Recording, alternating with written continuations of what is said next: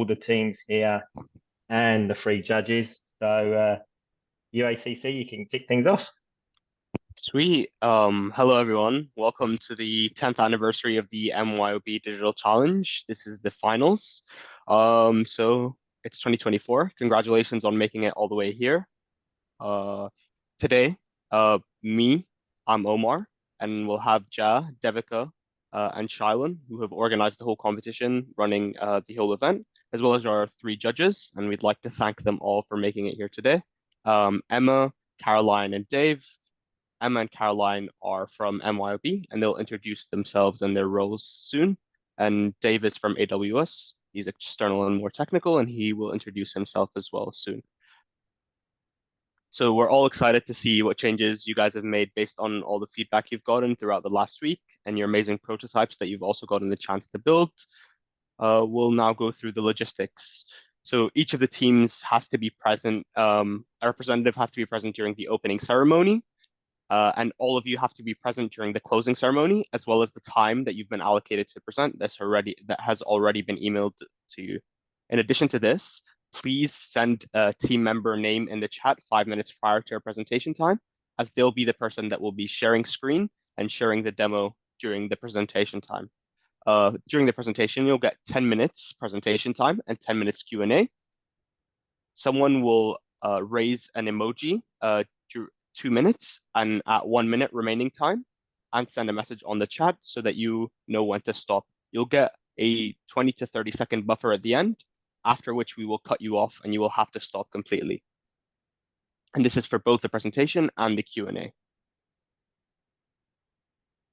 Sweet. That's all from us, and we'll pass on to you, Shailen, so that we can introduce the judges as well. Excellent. Thanks, team. And yes, so this is the 10th year. And a big thank you to the University of Auckland Case Club that we've been partnering for the past 10 years, since we kicked it off in 2015, just as an Auckland competition, and then moved it up to a national competition. And then 2019 is when we made it a Trans-Tasman one. And so we've taken it online. We've opened it up to all university students across Australia and New Zealand. And in that time, we've had over 2,300 students enter. This year alone, we had 90 teams and just shy of 300 students. So again, big congratulations to the 6 teams that have made it this far. Thank you again to all the judges for joining. Caroline returning, Emma, first-time judge, and Dave, our external judge from AWS. AWS have been a judge before, so it's great to get someone else from the team, company that we obviously work with very closely. So I will pass it on to the judges to quickly just introduce themselves and say a couple of words. Emma, hopefully you are okay to kick things off and say a couple of words. Yep, no problems. Thank you very much for having me. I'm super excited to be here today and see all of your great work. This is something very prestigious in MYOB, and there's always a bit of a fight over who gets to judge, and I won this year. I did say so my name's Emma. I look after the small to medium business arm of MYOB, so I oversee the product development, the sales, the marketing, the service and management of our hundreds of thousands of customers. And I've been with the business about 3.5 years. For those who joined just a fraction later, I did disclose to the first few on the call, I came down with COVID yesterday, but I didn't want to miss this for the world. So if I go off video, I will be paying attention. I'll just be trying not to distract you guys with a coughing fit, but I promise I will be here and paying attention. And yeah, thanks again for having me. Thanks, Emma, and again. Yeah, sorry. I don't have COVID, but I also am excited and happy to be here. Like him, I've been at MYOB, well, a little longer than him, almost just a little over 4 years now. I originally started here as the Chief Financial Officer, so kind of had accountability for finance and tax and legal and risk and all that fun stuff. And hopefully, as you can tell from my accent, a Kiwi. I happen to be living in Melbourne, but born and raised Auckland and spent a bit of time in Wellington. And most recently, at the beginning of the year, took on the role of Chief Operating Officer. So now I have accountability for making sure MYOB's strategy is set and our major strategic programs are kind of on track and being delivered. And like him, as I said, really excited to be here. have done this last couple of years. Just really love and always find it a really inspirational time, and always am super impressed with the quality of the thinking and the work that you've all done. So thanks in advance, and yeah, really looking forward to the next couple of hours. Dave, I will pass to you. Cool, thanks Carola, and thanks to everybody, and also just thanks for the opportunity for AWS to be represented and for me to get the opportunity to judge this. So my name is Dave Coombs. I lead the solution architects at AWS for the software segment, of which MYOB is one of our kind of most valued customers. So me and members of my team work with MYOB closely to help them be successful in the cloud. I've been in technology for about 25 years, which means that's how long it is since I was at university. So I can just about remember what it was like, but I know that technology was very different then. So I cannot wait to see the kind of things you've been coming up with, because I think technology moves quickly anyway. And I think that the people that drive it most are generally the people who don't have all the presupposed ideas of what the rules are. And I can't wait to see all the innovative things that you've done. Excellent. Thank you, Dave. And yeah, just want to echo again what the judges have said. Well done on being here. Good luck for your presentation and have fun. Great opportunity to obviously showcase to our judges. I'll pass it back to UACC to introduce the first team. Sweet. Our first team will be HSB Strategy Group, and feel free to share screen whenever you're ready, Doris, and we'll get straight into it. You'll have 10 minutes, as shared before, 10 minutes for presenting, 10 minutes for Q&A. The timer will begin as soon as you start presenting. Yep, can I just confirm you can see my screen? Yes, we are able to. Can we also just do a quick mic check before we start for all our team members? Yep, go for it. Yes. Yep, can you guys hear me? Yes. Perfect. Yeah. Can you guys hear me okay as well? Yes. Cool.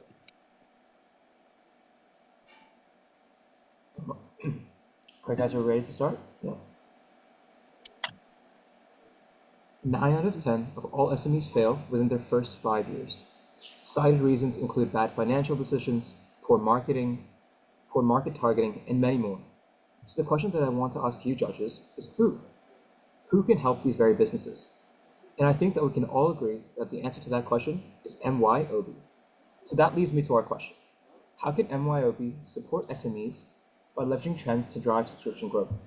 And our answer is Market Pulse, an innovative two-way marketing tool that not only tells you what to sell, but how to sell. And what's in it for MYOB? Over 11.5% growth in revenue and over 7.8% growth in market share. Thanks, Manus. Now, be it for the home ground that is right opposite to your MYOB office or the startup I'm currently working at any SME, be it small or medium, everybody has 8 key business workflows to focus on: operations, sales and marketing, finance, HR, legal compliance, product development, customer service, and project management. And when we analyze these very workflows against what is happening in the industry, we see that there is an unprecedented rise for an all-in-one business management platform catering to these very workflows. And the reasons for this are actually evident. There's the increased productivity, improved decision-making, and the high revenue growth that drives this demand. And when we see what MYOB is doing, actually your company is doing wonders, catering to 6 out of the 8 workflows with your very own bespoke end-to-end holistic platform alongside a huge network of partners. But unfortunately, what we also see is that the true critical business workflows are being missed out, namely sales and marketing and product and development, which MYOB is yet to be catered by their platform. And this is actually where HSB's first instinct that came into our mind was, is this the reason why MYOB is not getting that 1 million first SME? Or are these workflows just not relevant with limited growth opportunities then? Therefore, to clear our doubts, what did we do? We, HSB, again asked ourselves, if that's the case, could a revolutionary marketing and product development platform be that key to turbocharge SME subscription growth or not then? So first, to answer this, we analyzed the various industries that MYOB works with our very own HSP index. And doing so, we identified an industry with a high marketing need, constant product development, and a significant growth potential and market size. And for that, the food and beverage industry stood out. Next, what we did was we examined the subscription decision-making process of a food and beverage SME owner, Sebastian, again from that very own homegrown cafe. Seb is actually considering MYOB's platform, but has very specific needs. While satisfied with MYOB's current offerings, he needs that data-driven recommendations for that menu development and tools to boost his social media presence, which areas MYOB currently lacks services in. For instance, yes, Seb is dreaming to make that signature matcha latte go viral on TikTok, but unfortunately does not have that social media expertise or a platform to do so. Additionally, he would love to track the social media posts his very own sister made, but again, does not find the support to do so. So therefore, seeing that there is not much value for Seb, what happens for Seb then? He decides not to subscribe. And now returning back to our main question, what happens for MYOB then? We see that the opportunity lies in the marketing and product development platform to turbocharge that SME subscription growth. So we have envisioned this very platform to be Market Pulse, a marketing tool that turns ideas into impact. Market Pulse will be visualized through a dashboard that will succinctly link the two prongs of our strategy together. Our first prong is We Suggest, where SMEs are provided product recommendations to add to their existing portfolio based on using web scrapers of nearby competitors. This enables SMEs to remain in touch with upcoming trends in the local market. Our second prong is We Create, an advertisement creation platform that curates content and provides personalized AI-based templates to leverage the power of digital marketing. And the impact for us is clear, with us creating Seb an extra 39% in revenue and 159% increase in their Facebook and Instagram engagement. So, with this Market to Pulse dashboard, the Your Performance section tracks and benchmarks the marketing reach of key SMEs. If we click on the View Report button, businesses can have access to an extended report for views and etc. Going back to our key dashboard, when combined with our suggestions that provide product recommendations and project the future impact for SMEs, we can easily leverage Your Creations, which is the marketing and material supported by AI-backed trends, which can be seen in the middle left. We therefore pave the path for businesses one post at a time. Now, looking at our Market Pulse app, we can see Sebastian's homepage brings in both We Create and We Suggest. With We Suggest, we understand the importance of innovating ideas as a business. So when he clicks on My Suggest, he sees a new menu item idea. Here, we can see the details, requirements, and projected performance using We Suggest AI that leverages sentiment analysis and predictive analytics with point of sales data, customer data, and local trends. Now, Sebastian loves the strawberry matcha idea, but he wants to see other options first. So he can click to save it and look at the next option. And when he's ready to turn this idea into action, he can look at his tracker that aligns both his tasks and his financials and inventory management, connecting back to MYOB's existing product offerings. And to support him alongside this process, we understand the importance of guidance and feedback. So he can click Learn More to understand how his business data is being used, as well as the homepage that will periodically show an alert for him to complete a customer survey. This allows MYOB to identify and also send additional customer support to business owners who may need help, ultimately ensuring that We Suggest and Market Pulse provides feasible and impactful solutions with new product development. So now leveraging on those suggestions from We Suggest, Seb and Homeground can now maximize their key reach on social media channels. Firstly, he'll be prompted to enter photos or videos for the post that he likes, which in our case is the strawberry matcha latte, as well as his requirement for the caption. He gives us his basic input, after which we can then recommend certain hashtags that he'd like for his post. Once he's selected his hashtags, all he has to do is swipe, and now he's taken into our editor mode. Seb can see his post come to life. Armed with the image in the background, he can now select a caption. Let's say he doesn't like this existing caption.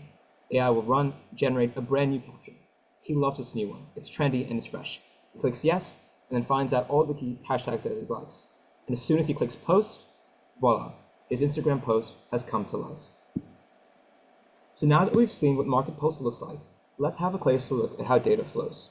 Through free-to-use APIs from Instagram and TikTok, MYOB will request and collect data, storing our new incoming data in the AWS DynamoDB, which is cost-effective due to its pay-as-you-go pricing model. And this data is used for two purposes. Firstly, our dashboard, and secondly, We Suggest. Through using web scrapers from Mentionlytics and Rival IQ, we can navigate the waters of competition with relative ease, providing product recommendations for our growing SMEs. And as We Suggest, we create, where by using user inputs, we can harness AI-generated content to post on our user channels. So the question now has to be asked, how can we take Market Pulse to market? We therefore have a twofold plan. By firstly positioning MYOB as a business that supports the modern SME's needs, We can then use out-of-market strategies to show that for just $5 a month, businesses transition from the 9 in 10 that fail to the 1 in 10 that succeed. Now, let's look at how MYOB can implement the revolutionary Market Pulse.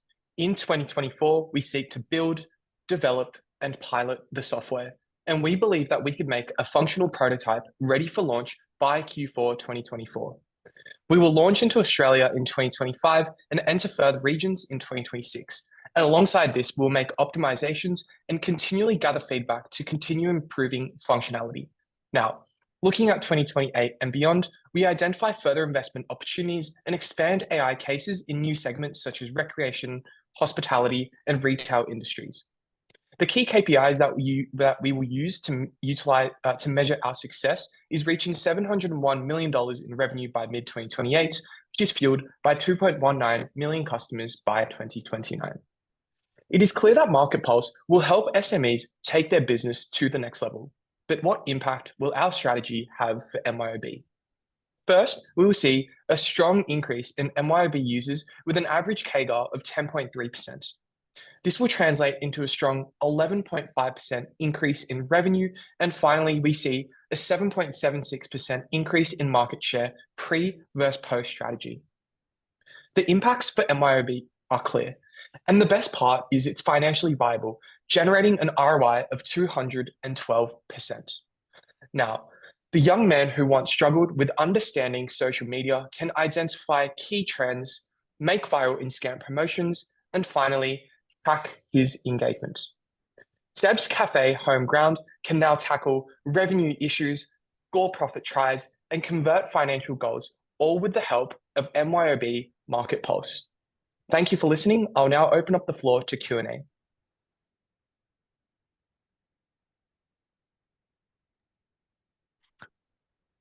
Awesome. I'll go first. Us judges always stare at each other awkwardly to see who's going to lean in and ask the first question. So I'll break ground here and then throw to David, Emma. Look, firstly, well done. That was super helpful and really well presented. And I loved how you kind of talked us through the logic of how you got to where you got to. I wasn't clear on the pricing. I'm going to wear my CFO hat for a while and ask the obvious finance question. How were you monetizing? Were you kind of charging for the app, or were you going to embed it into the existing subscription and drive through subscription usage? Just interested in the charging model. Yeah, of course. And I'm happy to take that question. If we could please flick to slide 27 first. A key driver for an increase in revenue with our strategy is an increase in the number of people who have a subscription with MYOB. In terms of the pricing model, we believe that this useful feature can be cost-free for the highest tier users, and this will, alongside your current offerings as well, be an option to add on, which I believe will, one, increase our revenue from the existing users who will add this as an add-on, but also the main source of revenue growth is our increase in market share, driven by an increase in number of users, which will translate to revenue. Okay, brilliant. Thank you. And did you look at the opportunity, like, does this product exist? Are there competitors out there? Talk to me about the market kind of or competitor context. Yeah, sure. I'm happy to take this question. As far as we're concerned, the primary thing for us is how do we internalize this product for MYOB? And Yes. the first thing that we realized is looking at key competitors such as Xero, which is the biggest competitor that MYOB has. We realized that they actually don't have a similar marketing platform that can also tell you how products are recommended. So if we go to the appendix slide regarding our marketing analytics, which should be relatively soon, I think the key sort of idea with that project is we looked at things like Mentionlytics and Rival IQ. And slide 39, please. So we looked at key things like Mentionlytics and Rival IQ, which are other marketing analytics platforms. But rather than competing with them, we want to use them. And so our goal here is how can we actually generate those product recommendations reliably and ethically? And so we decided that these key brands would be the best options for us. So that's how MYOB will differentiate itself. No platform currently provides this unique opportunity of, first of all, let's recommend what products you can sell based on your competitors, but then also let's help you market that out. So the two-pronged strategy is quite unique to MYOB. Right, and you guys this will be data inputs into the kind of models, etc. So you're not just building it all yourselves. Absolutely, because like we said, we want to get this out as soon as possible, but then we also want to make sure that it's reliable. Brilliant, thank you. Dave or Im? Yeah, I'm happy to jump in. Look, I really love the positioning. I think the fact that you clearly understand MYOB's business, which I think is great. You really personalized it. So when you talked about, someone in a particular persona, I think that always kind of resonates and makes it kind of real. And I like the fact that you were data driven. So you were clearly looking at things that were going to have kind of business value. There's a couple of things that I'd be interested in. Obviously, I come from probably more of a technology kind of viewpoint on this. From an AI point of view, like AI, it sounds like is kind of pretty critical to you being able to be successful with this. What do you think are going to be the biggest challenges in implementation, and how would you address them? Yeah, I'm happy to take the first part of the question, and then maybe if Marnus wants to jump more. I guess in terms of AI, given the expansion and rapid expansion, we see data privacy as a key issue or a risk that is associated with our strategy. First, I'm sure Marnus can expand on it later, but we'll be using free-to-use APIs from Instagram and TikTok to directly pull some data. And we rely on the fact that Instagram and TikTok already have comprehensive data privacy measures in place. And what we'll do is be sourcing the data from there. And also, we'll also be leveraging MYOB's existing internal data to do with its customers. And seeing as though MYOB it seems like it's got data privacy measures in place, we'll rely on that. And Marnus, if you want to expand further on the technical side of things as well. Absolutely. I think one thing that I really like to enforce is that we want to use AI as a supporting tool for our businesses. And what that basically means is when we showed our prototype as well, AI was really supporting to help our homegrown cafe actually get to that point of being able to make the ad and then being able to generate those recommendations. So the clear idea here is that we want to support our businesses, not overtake them. So the originality must remain there with our product, and that's what AI simply does, which is exactly why we address that second issue of the skills gap with regarding the actual how you actually use the AI. It's a very supportive tool and very intuitive to use, so it makes it a very easy integration for our existing customers. And how much time do you think? So, I mean, I know I used to work for a company that used to provide payments for a lot of the hospitality industry. The one thing that people in hospitality is time poor. They don't want to think. They want to think about their customers. They don't necessarily want to think about the technology. How much time do you think it's going to take for, how many minutes or hours a day is someone going to spend in this app to be successful, or how streamlined can you make it?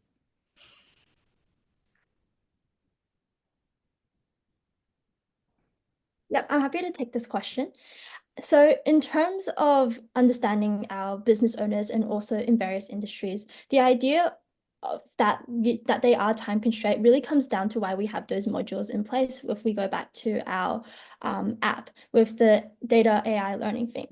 So what we believe is two key time components that they'll be committing to. Firstly is the initial onboarding, and then secondly, when they're interested to learn any additional information. With the first part of it, with onboarding, we believe that this time will be dependent on how much connection they already have currently to MYOB's facilities, being that if they already have their inventory management system and already have their finances, we believe that this will be less than a day's worth of onboarding if they're already intuitive and understand where the data is being stored. Then in terms of if they're a completely new user, we believe that this would be a matter of a week, but not setting like a 9 to 5 period every day, but for a matter of just getting used to connecting everything together.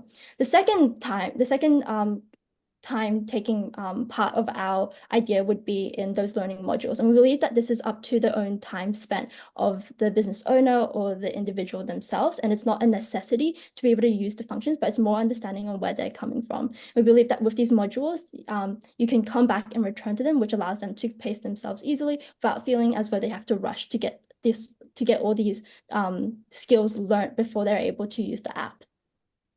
Yeah, cool. Thank you. I'll pass it over to Emma. Thanks, team. Living up to the reputation of coming up with great ideas. So a question from me, quite a simple one. You presented this as kind of, we suggest, we create and then suggest, or vice versa. Are they separable? So lots of customers actually don't do social media. So can you just do the we suggest if you want to use the product recommendation engine and not advertise it, and vice versa? Can you use the advertising engine without the product creation? I'm happy to take this one. Absolutely. Yes. I can just add on to that. Yeah, sorry, Manas. Yeah, the answer is 100% yes. The main reason why I would say that is because if you go to slide number 30, 36, can we go to slide 36? Yeah, what we see here is that right now, yes, we are focusing on the food and beverage industry because that's where we saw that's where the market is most attractive. From our HSP index, if you go one slide back, it's mainly because the industry is not only very high in terms of growth rate, but in terms of market size as well. But coming back to slide 36, what we can see is that along with food and beverage industry, as Matt mentioned, in our long-term perspective, you'll be focusing on other industries such as tourism and hospitality, entertainment, as well as retail, where we see that, for instance, in your tourism and hospitality industry, marketing activity is very high, while your product development, which is our We Suggest platform, is not that important. So yes, we will allow, for example, your tourism and hospitality SMEs only to use our We Create platform. Or let's say if somebody who only wants our We Suggest platform, they can use it by itself as well with our integrated dashboard. Okay. And from a social media perspective, what platforms are you suggesting? Was it just Instagram, or are you suggesting TikTok, Snapchat, all of them? I think for the starting phase, we'd recommend doing Instagram and TikTok, largely due to the increased reliance on short form content and caption-based, image-based posting, which makes it easier as a starting point, but we're more than happy to expand in the future into other platforms. Okay, thank you. That's it from me. Maybe just one more question. So your numbers around the ROI, where did you get your TAS from? How do you know what the target addressable spend of that market is, and how confident? Yeah, of course. So I'll break down probably the market share sizing first. So if we could flick over to slide 27, please. So in terms of our total addressable market, we've broken down into three key different areas. So first is the SMEs in Australia, SMEs in New Zealand, and also another part which MYOB focuses on are small accounting and some larger firms as well in Australia and New Zealand. The growth rates we've got for Australia is from the Australian Bureau of Statistics, and for New Zealand figures, we've got that from Statistica. And we've looked at a forecast of the growth rates of the number of SMEs, for example, or accounting firms in those industries, and that's how we've forecasted MYOB's total addressable market. And in terms of the ROI, if we could go to slide 30, please. Thank you, team. Time is now over. Cool. No worries. Thank you for your question. Thank you, folks. That's great. Thank you, Tim. Judges, there should be a breakout tab now where you can jump into. Otherwise, I can move you if it hasn't come through. And while the judges deliberate, the next team can get ready to prepare. Can you move me, Charlotte? Yeah, I don't think we can see it. Yeah. Okay. Well done, team. Awesome job. Thank you. Welcome. Brilliant. Cool. Thank you. Thank you.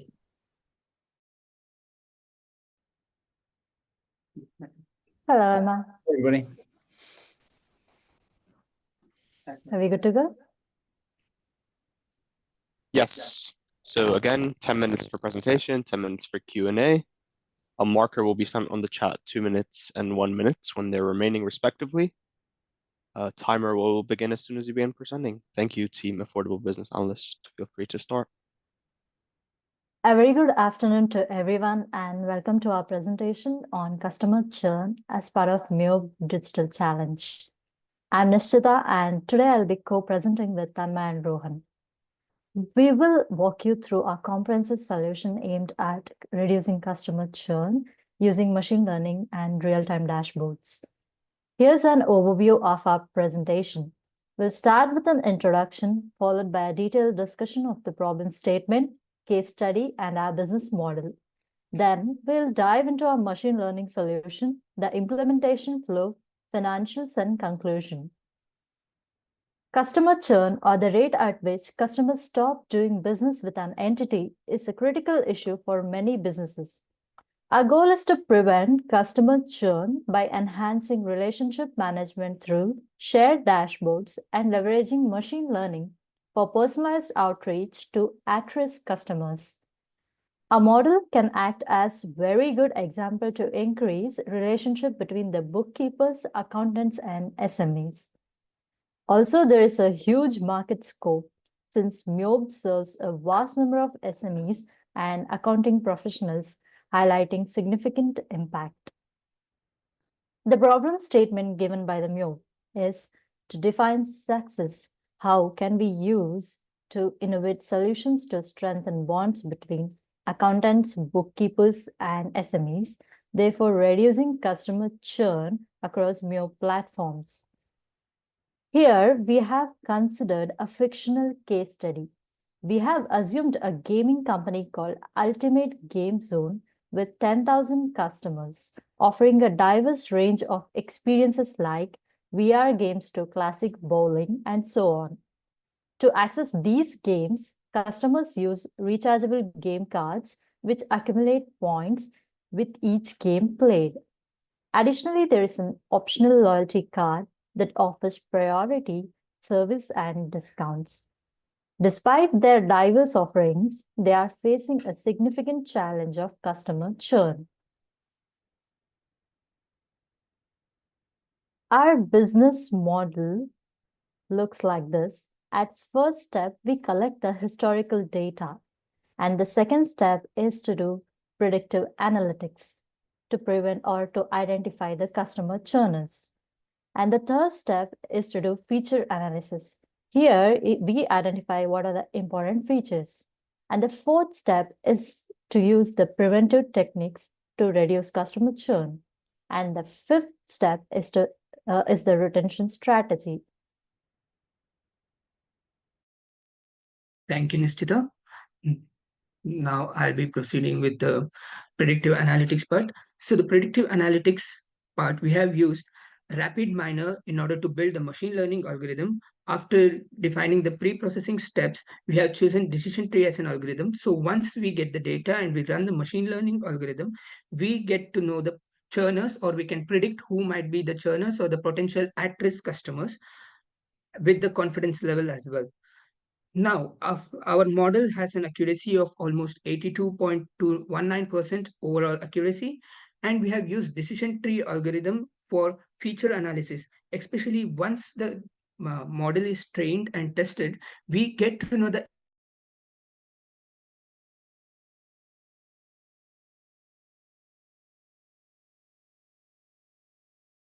Not just me, right? I think no, yeah. I think Thanma, I think you may have frozen. One of your teammates wanted you. Sorry? You just froze. You froze for a moment. Then when you were talking about the,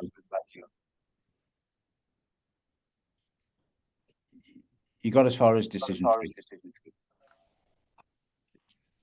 Sorry, sir. It is a decision tree. Sorry, you froze on video. Frozen video. Yeah, you can continue. Oh yeah, I can continue. Yes. And once we have identified the features from the decision tree, we will be producing some dashboards in order to prevent the customer churn. This is a shared dashboard that can be accessed from the internal organization only. So the features identified will be used in a decomposition tree, enabling the customer service associate in order to conduct a targeted outreach towards the at-risk customers. So in this gaming company, the loyalty card or the number of products are the high priority, and the customer ID has been driven. And now how can we relate this case study to MYOB? So in this case study, we have highlighted the features that might be contributing towards the churning customers. Similarly, few features can be identified for the MYOB once we obtain the MYOB dataset. Some of the features might be, but not limited to, only accounting customers, only the customers who are using payroll, or it might also be through various subscriptions. And then we can design a shared dashboard within the organization to give the access is given only to the bookkeepers and the customer service agent in order to conduct a targeted outreach. Thank you, Tanmay. So how do we enhance the relationship between bookkeepers, accountants, and SMEs? So we created another dashboard, which is role-based. So the accountants and SMEs will get at the view with the options like the ticket number, the details, estimated response time and feedback. Whereas the MYOB personnel or the bookkeepers, they will get a view with options of priority, case number, subject, which is nothing but the feedback provided by the clients.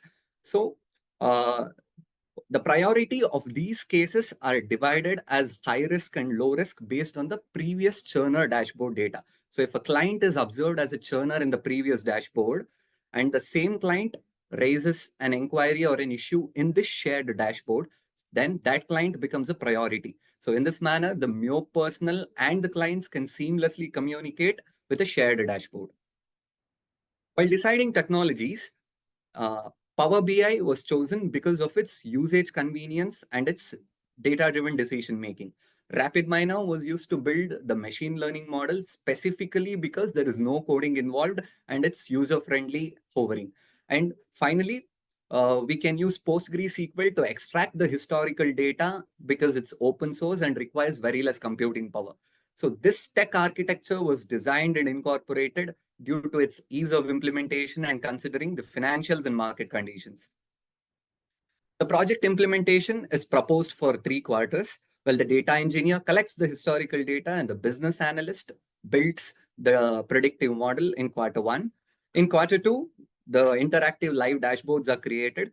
In quarter 3, the customer service agent engages and implements the retention strategies. So this phased approach ensures that we have a structured path from the first step to taking final actionable insights.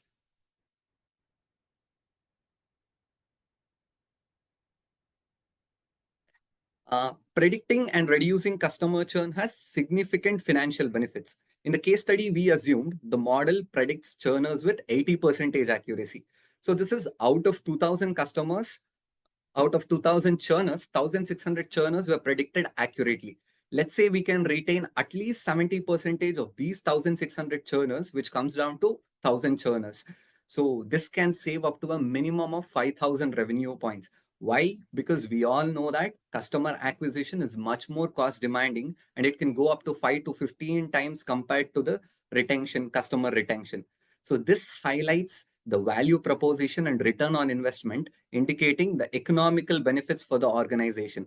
The reason we chose 10,000 customers in our case study is because we can easily relate with MYOB, which is having 9,800 and odd customers as on date currently.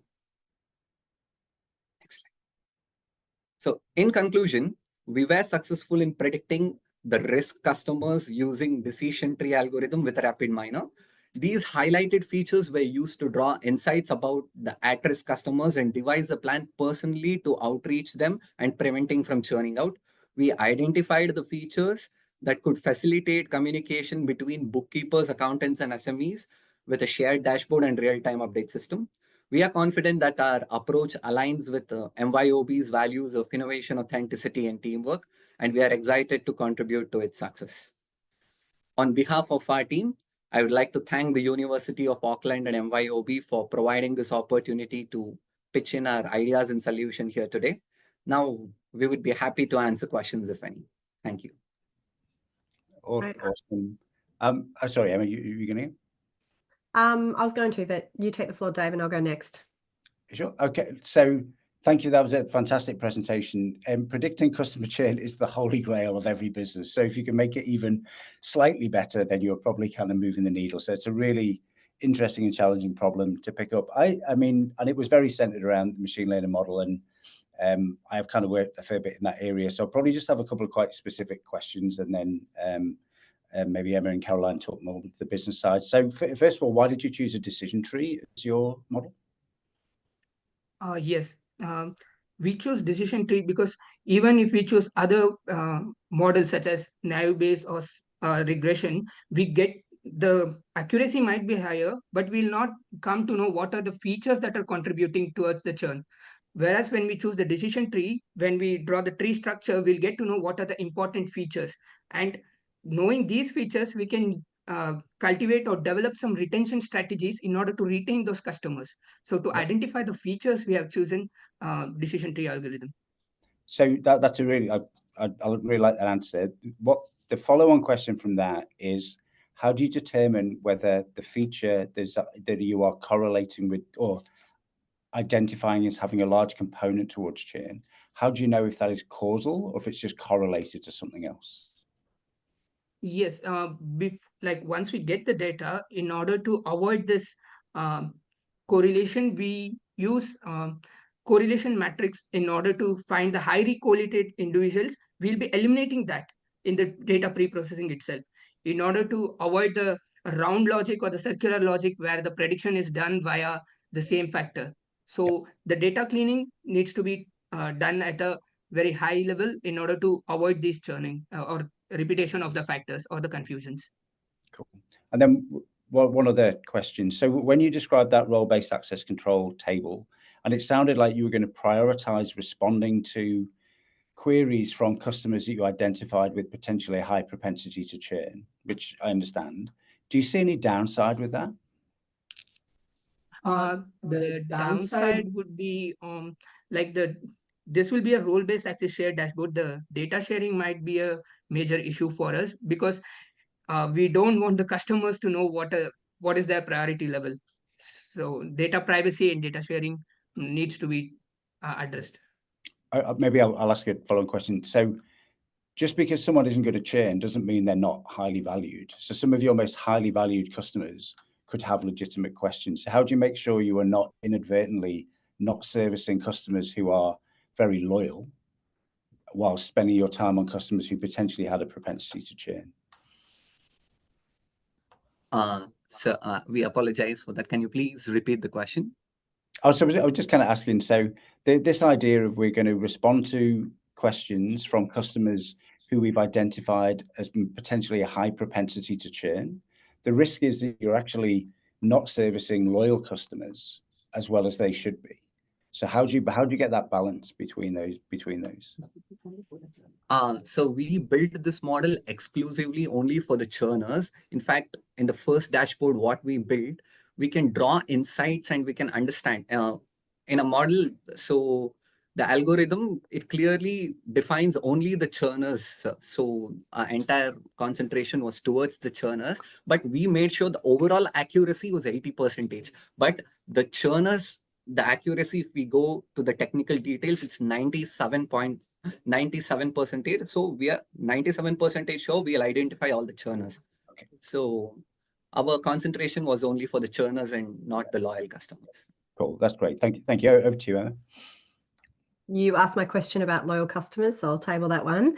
But I do have another one. On the prior slide, on slide 10, you talk about enhancing the relationship between bookkeepers or accountants and SMEs, or all three of them, but that didn't come through super clearly for me. So can you articulate a bit more about how this enhances the relationship? Like say I'm an accountant or bookkeeper, what's the value in this for me? Because obviously I get it from MYOB's perspective, but what's the value for the accountant and bookkeeper? So this is the role-based access shared dashboard. So our idea was to create two different dashboards. One is within the internal organization. This dashboard will be shared between the bookkeeper and the customer service agent, which are from the MYOB perspective. And then once the bookkeeper has access to the high-risk customers, and in this dashboard, he can also identify if the high-risk customer has raised an issue or has a ticketing or some service request, and he can facilitate he can facilitate the feedback in a target priority scheme so that they don't churn. And in this dashboard, you can see this is accountant or SME or the customer's view. They will get to know what is the ticket number, the details, whether this has been assigned or not, and what would be the estimate response time. So if it's a high priority customers, of course, it would be within 1 business day, or it depends on the MYOB's platform.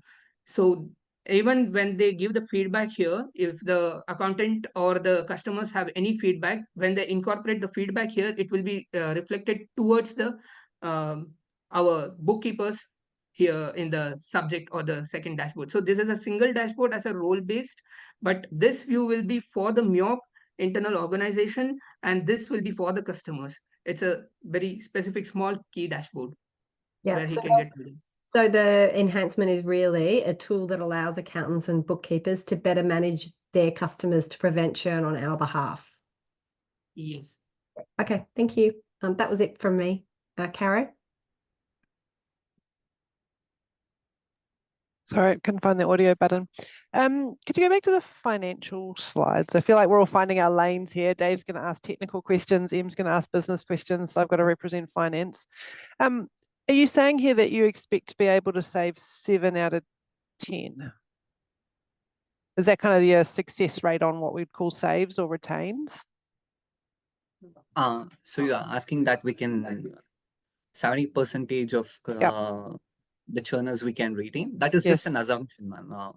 So if we can at least retain 70%, so that comes to 1,000 customers with respect to MYOB's clients. Okay. And so there was that you've just made that assumption. There's not some logic built into how you landed at the 7 out of 10 or the 70%? No, actually, so what happens is in the case study, what we assumed, so we had 10,000 customers. So out of that, our predictive model predicted 2,000 churners. So 80% of 2,000 churners comes down to 1,600. So that figure, if we can retain 70% of those 1,600, that comes down to 1,000 customers. And that's what we try to relate over there. Okay, understand. So effectively, in this logic, we would continue to receive revenue from the 1,000 customers as a consequence of rolling out the role-based dashboard and those people having kind of successful conversations. Okay, understand.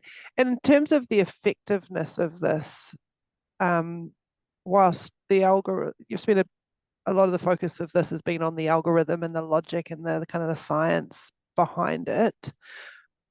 What are the other risks if you think about the success of retention? And so what other things for it to be effective end to end do you think need to be kind of contemplated or considered? And let me give you one example, right? Like you can do all the best modeling in the world, but the person who makes that call doesn't have the data in front of them, does a really bad job and goes, hey, oi, like stay on as a customer, dude, and then hangs up the phone. Like that's but one example of the things that have to come together for the customer to be retained. And so I'm just interested in, outside of the quality of the analytics and the model, what are the other things that you turned your mind to that would need to be considered and kind of successful for this to be ultimately successful in retaining the client? Effective communication, as you mentioned, is a key feature in customer retention by a customer service agent. And I would also like to focus my answer in this algorithm. Like there's a concept known as recall and precision, which they use in algorithm. To say in a layman terms, let me just give me a second. Yeah. In this, if we focus here, so this is the predicted churners. So when we say the predicted churners, even the loyal customers have been predicted as churners. So out of 10,000, like 2,000, we have predicted even the loyal customers as churners. That is, prevention is better than cure. Even though you are identified your loyal customers as a churners, you are still reaching out to them. So it doesn't make any harm. Only the churners who are about to churn and the machine learning has not predicted is only 20. So by focusing on the recall, we have created this machine learning algorithm so that even the loyal customers are included in this, so that even though we are not able to retain all of them, at least we'll be retaining a few of the loyal customers and enhancing their experience. In this way, at least we'll be able to reach out to as many customers as possible. And yes, as you said, the customer service agent and the type of strategy that need to align is a gray area where they need to work on, because there might be some other KPIs for the customer service agent, which can be defined based on the retention strategy that the company want to define or how aggressively they want to retain a customer. Thank you, team. That is time. Thank you. That was really interesting. Thank you. To add on a point, in fact, Sorry, the Rohan. difficulty is what we.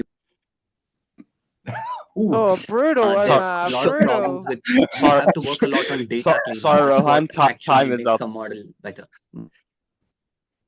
Cool. I'm glad Omar's in that job. I don't think I could do that. Well done, team. We're joining off to the separate room. Well done. Team? The Yappers. Love it. Great name.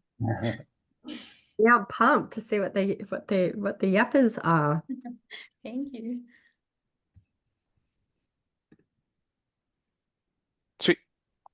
As usual, team, you have 10 minutes for presentation, 10 minutes for Q&A. You'll receive a marker at 2 minutes and 1 minute respectively.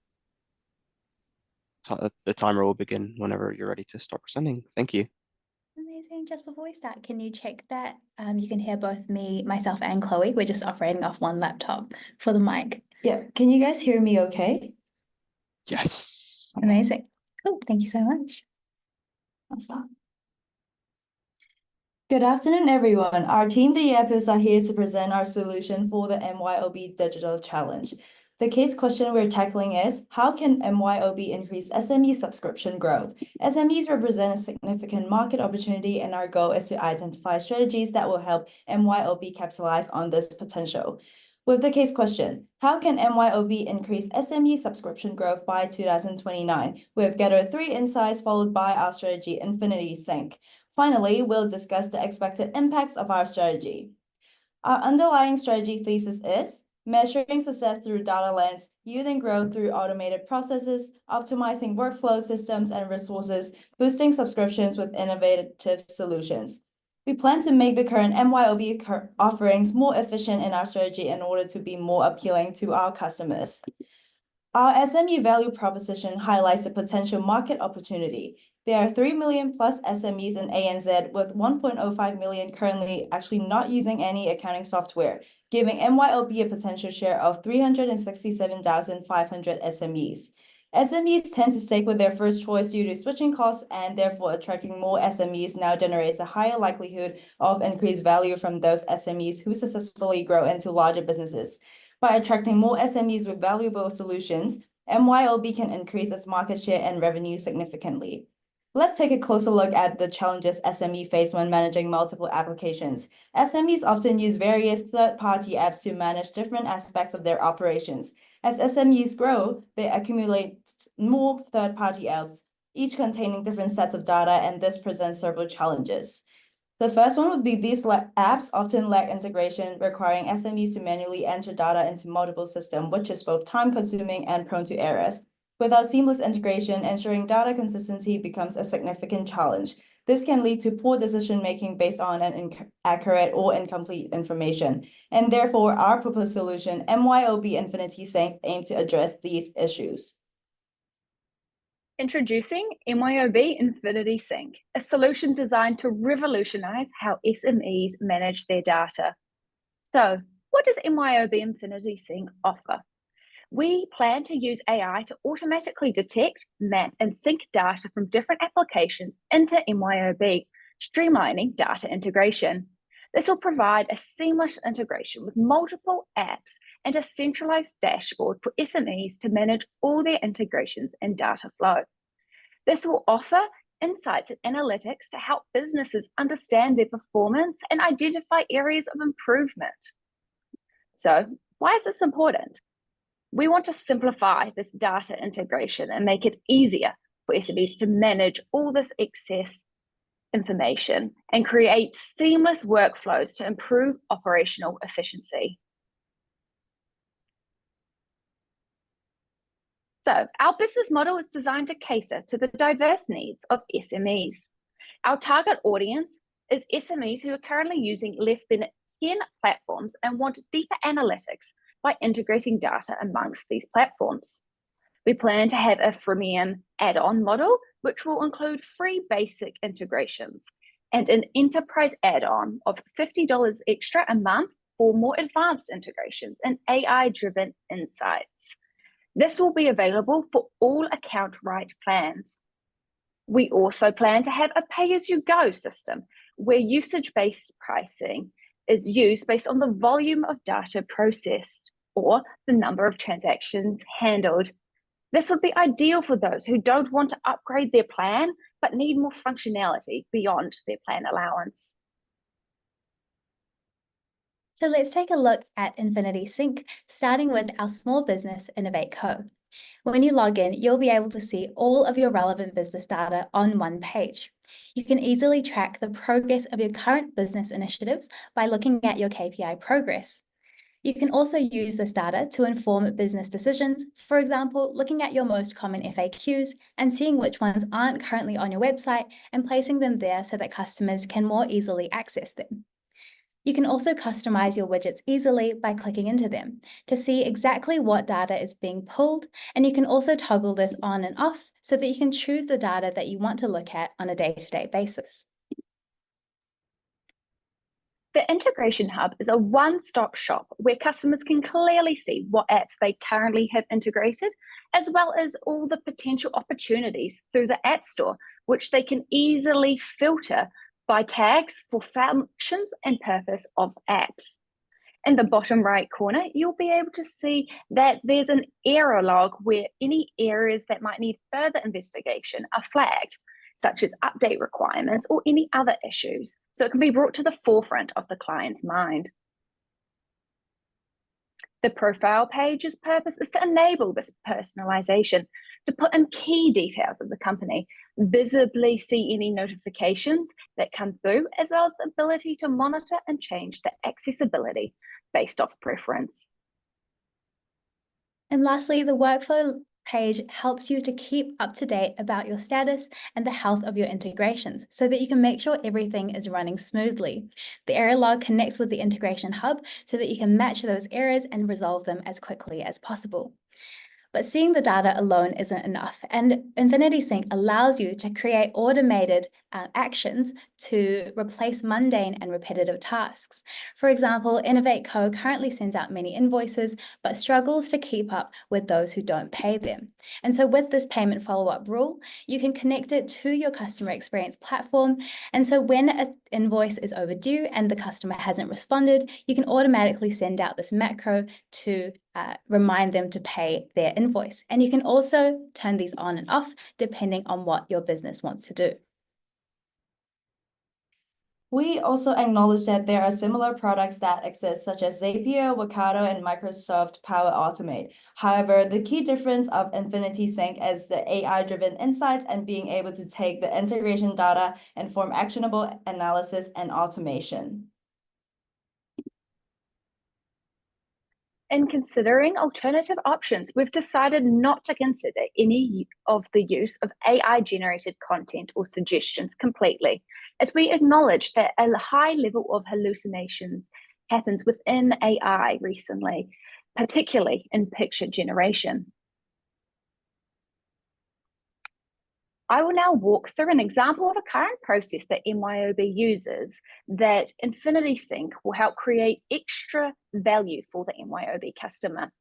So this process is the MYOB to MYOB system, which allows MYOB customers to simply send invoices and bills to each other. This will then automatically input certain aspects and store data, thus creating value through efficiency for the MYOB users. However, with MYOB Infinity Sync, this will enable processes such as this to become more efficient and accurate, therefore increasing reliability and success of these SMEs. In this case, AI would detect when an invoice or a bill enters the user's inbox, then extracting and inputting the relevant information and fields straight into the MYOB database. The user would then receive a notification and the transaction can then be verified and approved, reducing the need for manually inputting information from external parties that use MYOB or not. So with our roadmap, you'll be able to launch Infinity Sync by mid-2025, and we're happy to answer any questions about this roadmap. We've shown our prototype to a few accountants and software engineers who have noted that the ease of use and the impact on business operations highlights the value of Infinity Sync. And as they notice this value, they'll positively refer MYOB onto other customers, onto other SMEs, therefore increasing subscription growth. And because of the high level of integrations, you'll be able to retain your customers more effectively as well. So along with increasing subscription growth, we expect that you'll have a 29% adoption rate by 2029 from all your MYOB ecosystem, and you'll also increase the lifetime value. This will generate a $340 million revenue figure by 2029, and we expect that you'll gain around 150,000 more SMEs over the natural status quo growth by 2029. So overall, Infinity Sync allows you to become a market leader in Australia and New Zealand and strengthen that position by continuing to grow your SME customers. And it'll allow SMEs to create better business decisions, which will increase their chances of long-term success. That concludes our presentation, and we'd be happy to answer any questions.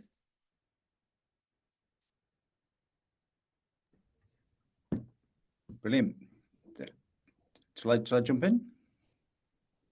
I absolutely love that. I absolutely loved it. And for a number of reasons. One, if you ever want a job at AWS naming services, Infinity Sync is probably a better name for our services. So already I kind of thought that was great. And anyone who uses an acrostic on the slide where you spell out the names, I'm already sold. Without being serious, I had a call this week with a company who are doing something similar in a different domain, but solving that problem of disparate systems and bringing that data together. They had a $50 million seed round funding. So it's a challenging problem, and it's one which kind of a lot of people are trying to solve. So I think you're already kind of backing something which is really kind of smart.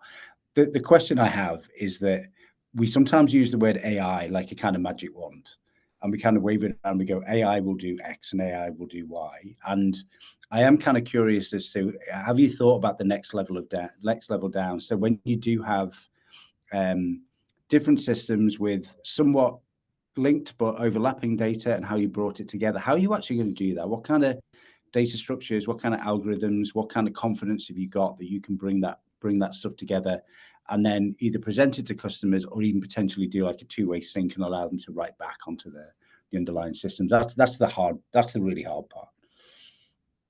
Yeah, good question. And we've thought a little bit about this. So we thought that we could use machine learning to be able to analyze the data once it's in the system. So for example, being able to pick up those patterns that actually lots of invoices are being overdue and not being chased up, and being able to then generate those rules for your automations. We also want to use predictive analysis. So looking at, for example, your past sales, and then having AI be able to forecast your sales for the future. In terms of being able to integrate and map that data together, we do acknowledge that is the hardest part. However, we're thinking that if you link to OpenAI and use your machine learning libraries, you'll be able to initiate that process. Awesome. I think when you go and start your own company doing this, which I suggest you do very quickly, maybe have a look at knowledge graphs. Knowledge graphs are probably the structure you want to be thinking about in that model. But that's I thought that was brilliant. I'll hand over to the next judge to ask their questions. Dave, they're not going to go start their own business. They're going to come to MYOB. Don't listen to him, team. I really like this too. Like, I think it's very practical, and it solves a very real pain point for customers.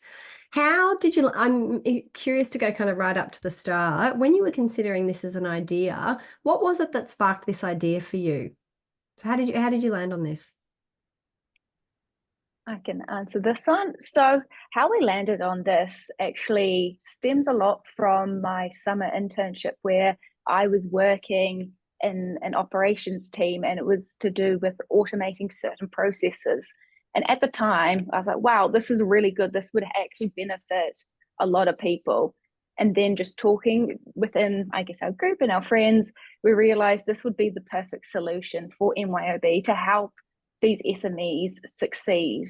And by like that automation, they'll be able to have more reliable data. They'll be able to cut down costs because they won't need to necessarily have people manually input this information. And overall, just for the whole, I guess, business ecosystem, it could have quite big impacts. Yeah. And so in this scenario, Infinity Sync is not only doing the normal type of integrations, but what I picked up was that idea of going into the business inbox and actually picking up a bill, for want of a better term, that then needs to be paid, and automatically putting that back in the platform, which I really liked. The pricing, I got a question about. How did you get the $50 a month? Yeah, good question. So we thought about how we could best price this to both be accessible for SMEs, but also to give us enough revenue to be able to keep up the maintenance of the platform. As integrations grow and as there's more data, we expected that the cost to actually maintain the platform would grow quite quickly. And so we wanted to offer free basic integrations for those SMEs who just can't afford it, but would still be really valuable to them. And so the $50 per month is at a higher price point to make up for that. And as well as, we thought that SMEs by this point would be much more mature and have the resources to be able to afford that price. I think $50 a month is around $600 a year, which is still relatively affordable for them. Okay, great. Thank you. I will admit, I'm a little confused. So is the invoicing, like you had me at Infinity Sync and showing the quality of the integrations in the like within the MYOB, like you had me at that kind of dashboard and kind of an integration health concept. I didn't understand how was the invoicing example you then talked through another use case for that data, and actually what you're showcasing is kind of two different propositions. Is that the correct way to interpret it, or is the invoicing example a subset of the integration health score? Are they just two different things? Yeah, no, good question. And so while it's great to have your data all on one page, and this is the main proposition of Infinity Sync is to be able to see your data, we thought that apps like Zapier and Workato already did this quite well, and we wanted to differentiate Infinity Sync, and that's why we added this automation kind of next step for Infinity Sync. Right, and what's the invoicing example, like the way you design that, like the challenge with technology solutions into SME is they have to be really low cost, scalable and replicable. And so the invoicing example is the technology and the way that you would propose to build that kind of then replicable to other use cases, or is there engineering, development and technology effort required for every single one of these use cases? Because then that's quite a significant build cost to build out, if we think about the 8 key workflows that the HSP team had within each of those workflows, there is hundreds of kind of other sub workflows. So I'm just trying to think about the scalability of the solution and how you've thought through kind of taking that invoicing example and then applying it more broadly. I don't know what the question is, something about that.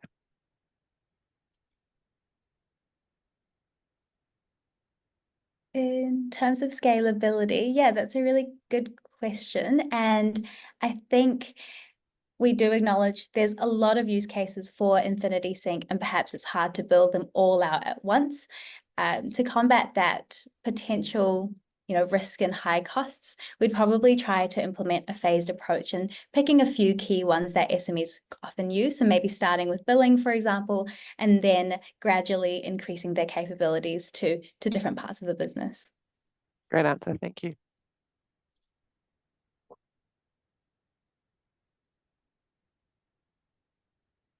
How are we going, Omar? Are we allowed still? I'm scared of Omar now. He's going to kind of mute us if we ask too many questions. No, plenty of time to go still, 2 minutes. The other one was 45 seconds over, which is why I cut it off. Right. So you talked a little bit about hallucinations and why you had chosen to not look at certain options as a result of that, and you particularly call that image generation. Have you thought of what kind of things could you be doing if you wanted to go down that road? Have you looked into how you can manage or control that?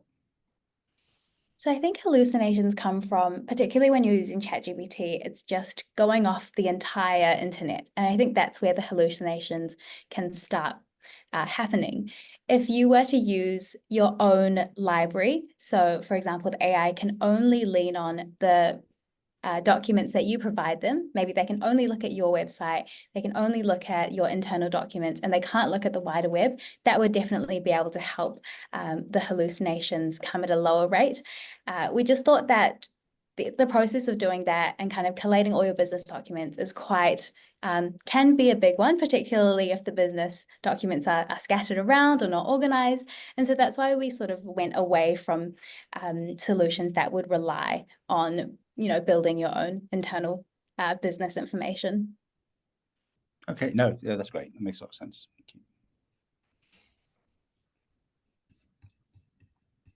Any other questions, Em?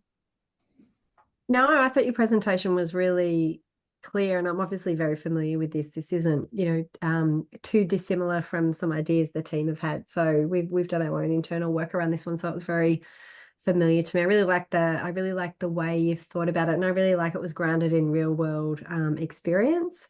To echo what Dave said and where Cara was going, though, it's actually not easy. Actually, maybe this is a question.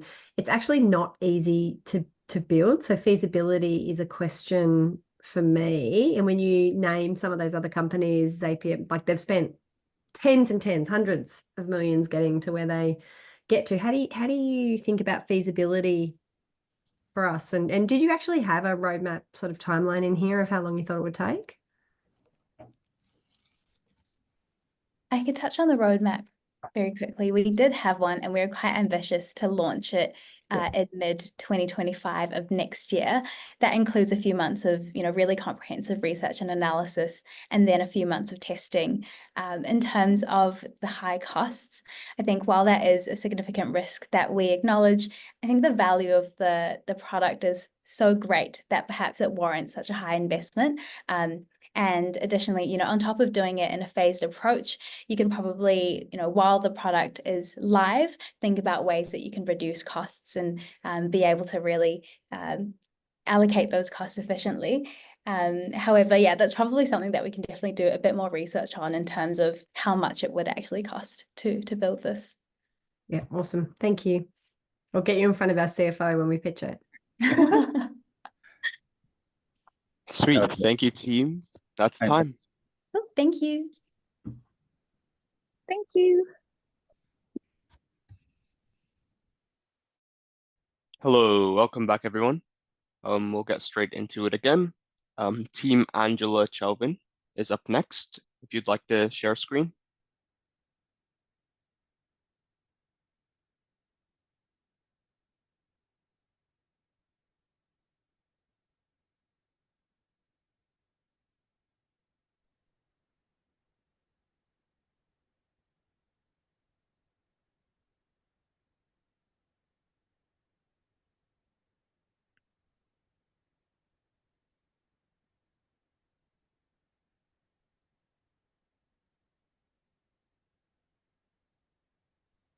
Hello, can you hear me? Yep, we can hear you. Yep. Yep. Hi, I'm Angela Chelvin, and I'll be representing the University of New South Wales from Australia. And today I'll be discussing the scope for integrating augmented reality in enhancing MYOB's customer experience. So 98% of Australia's businesses are SMEs, making it the backbone of Australia's economy. And a good 40% of these businesses rely on and utilize many of MYOB's business management products. So the overall problem space, so just some statistics. According to the Australian Banking Association, these are some of the reasons why a lot of the small businesses fail. And one of these key reasons is product and service issues.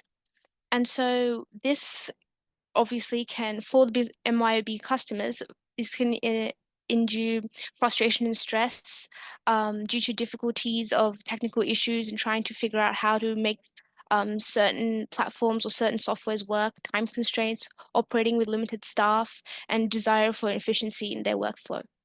So the problem statement is what we'll be looking at is trying to make sure the SME owners find it very difficult to integrate these systems to troubleshoot their service issues, and this has major ramifications in their long term for both MYOB and the customer's business as well. And so the solution is an augmented reality customer support companion app. So a live interactive assistance app displaying troubleshooting solutions by detecting the user's physical workspace. So the impact for this would be enhancing customer experience, increasing engagement and effectiveness, increased customer loyalty and satisfaction, which thus more SME customers for MYOB, increase in efficiency in workflow in SMEs, and also decrease rates in SME business failures. So better for the Australian economy as well. So some market insights: $761 million.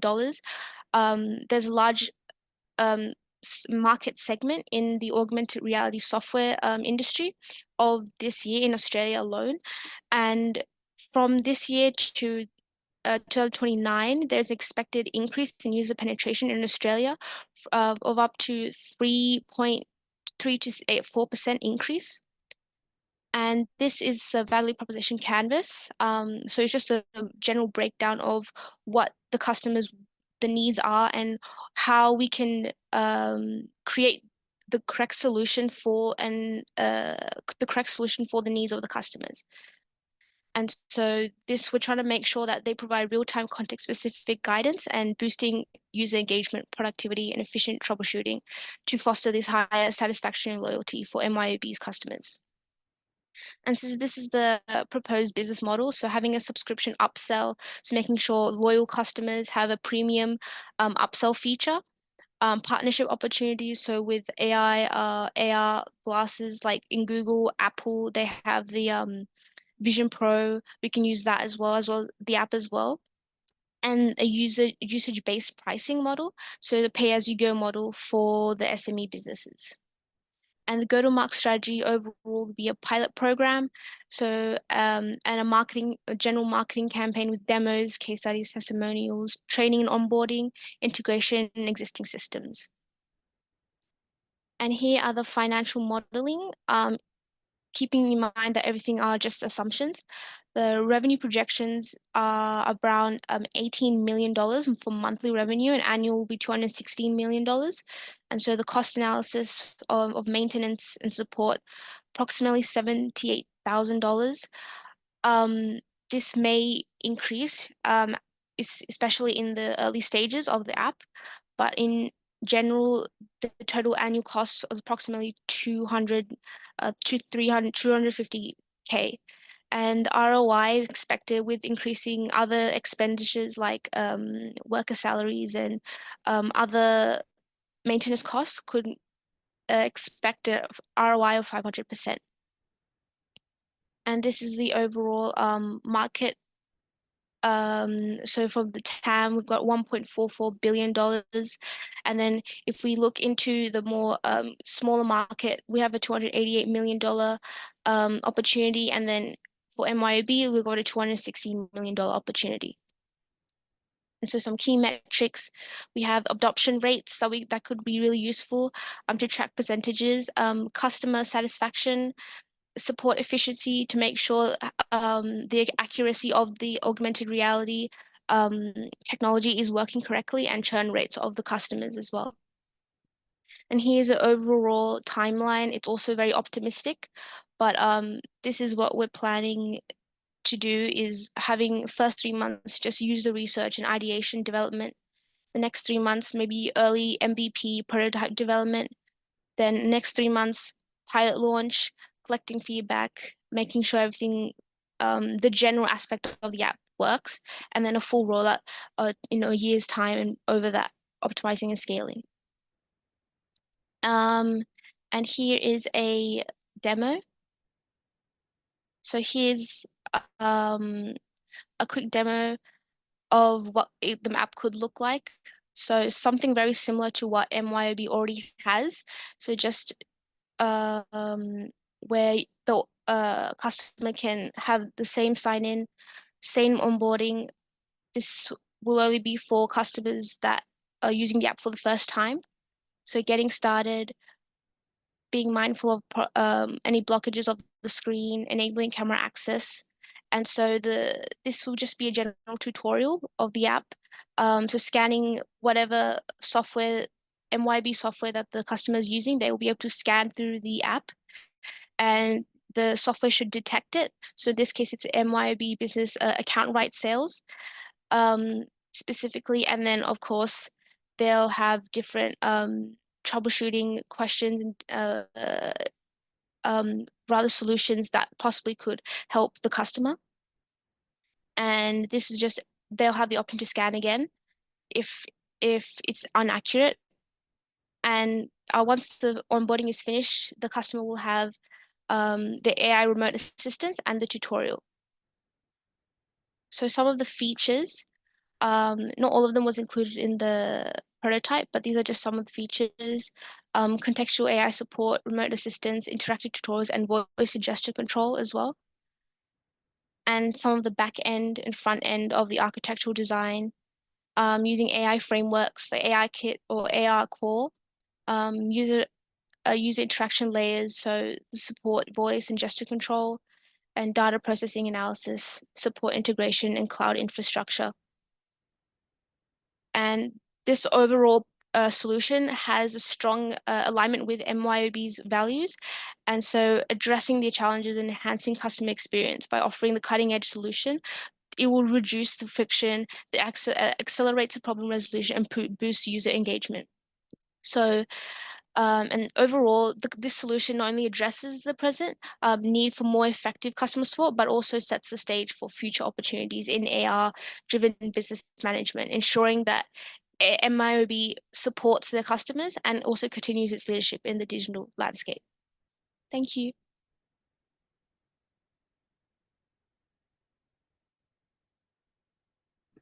Thanks, Angela. Sorry, I was chewing and eating a little bit of a late lunch. Oh, good. In a nutshell, what is the kind of problem statement that you're seeking to solve with this kind of solution? Yeah, so the problem statement, it's more that a lot of the small businesses in Australia do fail due to product and services issues, or because a lot of business owners, because they have so much going on, that they have so much on their hands, obviously it's going to make the workflow of their business process a lot longer than it should be and a lot less efficient.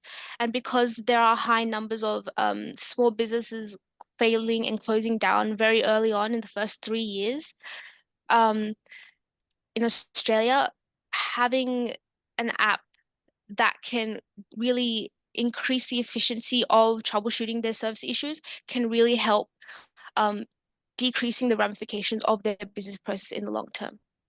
Okay, so why augmented reality then being the technology solution to that problem?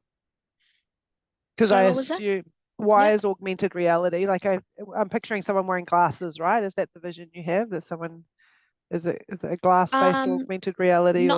Not necessarily. So it's just generally just an app on your phone, a companion app, and you'd be able to use the camera function in the app to scan your computer screen when the SME owner or the customer is using the MYOB software. So it'll be able to register what software it is and what the possible issues could be.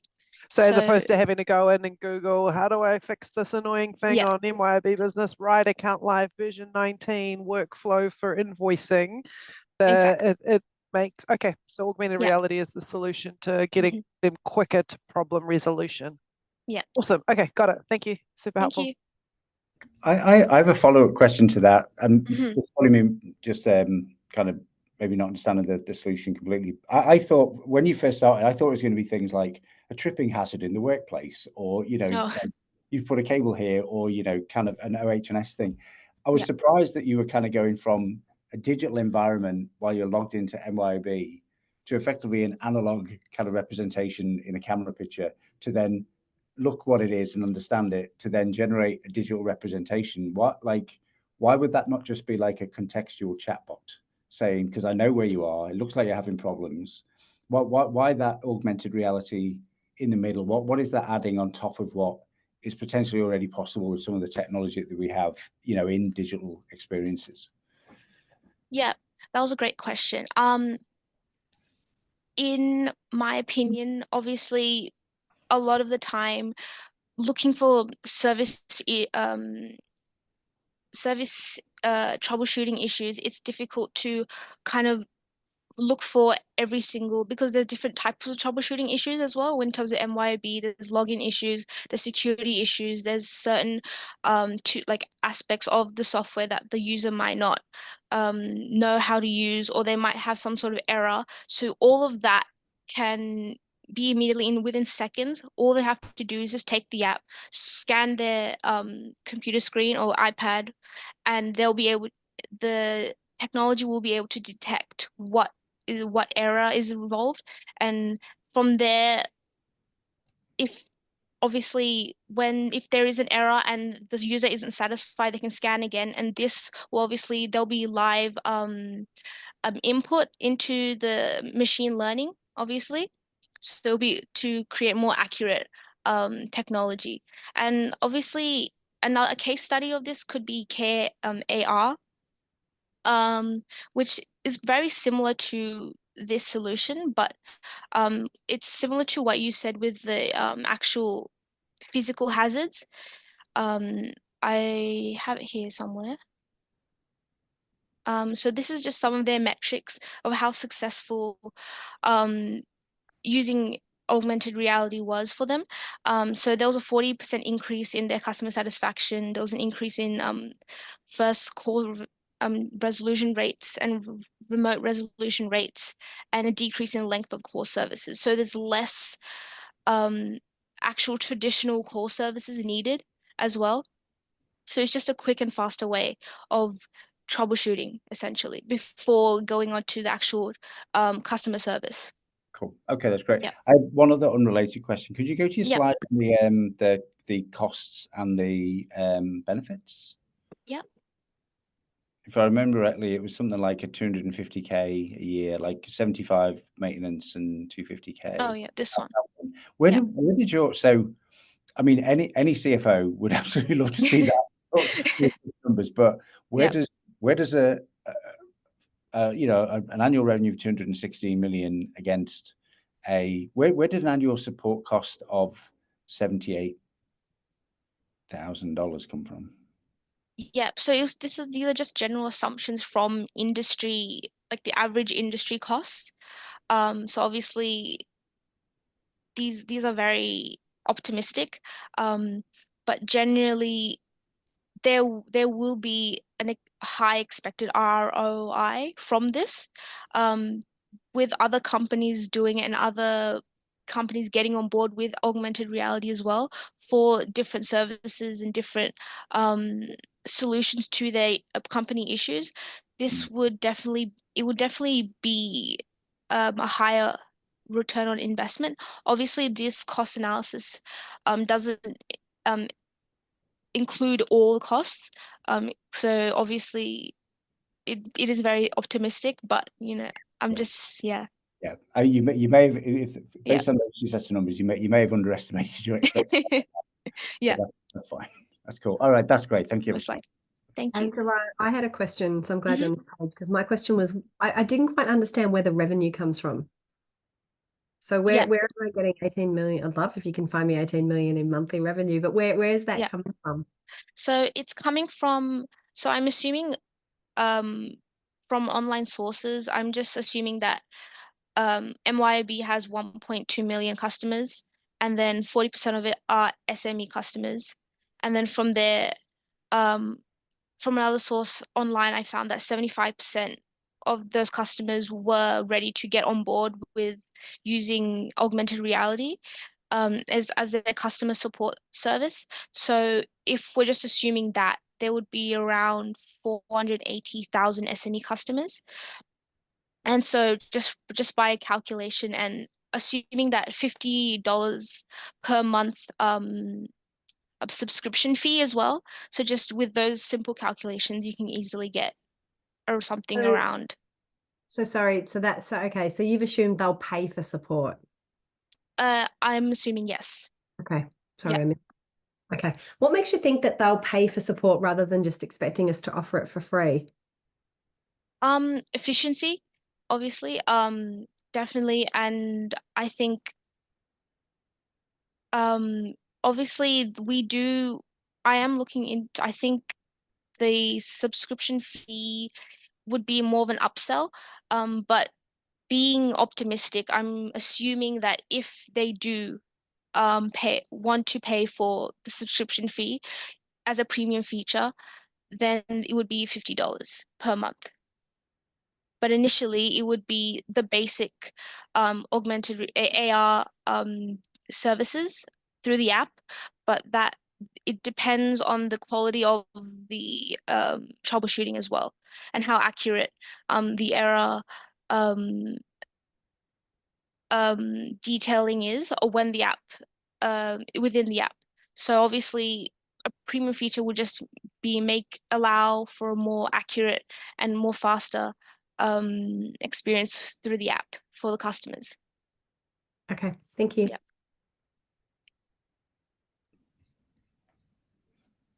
And just one last question on the tech side. I mean, augmented reality, the promise of it has been around for a while. Why do you think that now is the right time? What's changed in the technology to make you think that this is now, like, both not just from a functionality point of view, but also from a commercial viability point of view, that this is now the right time to do it? I mean, a lot of companies are getting on board with augmented reality.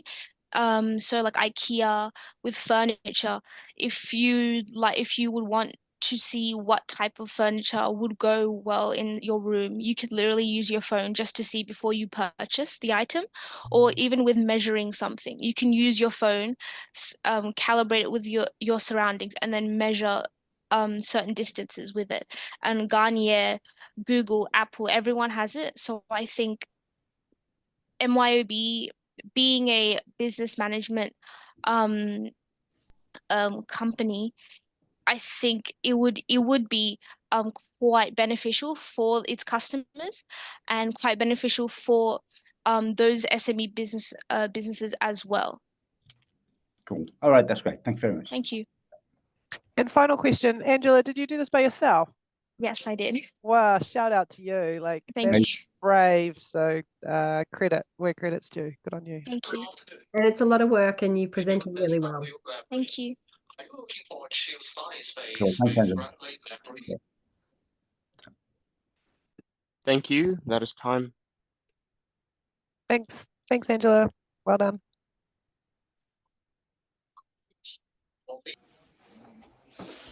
Hey, team. Hello. Hello.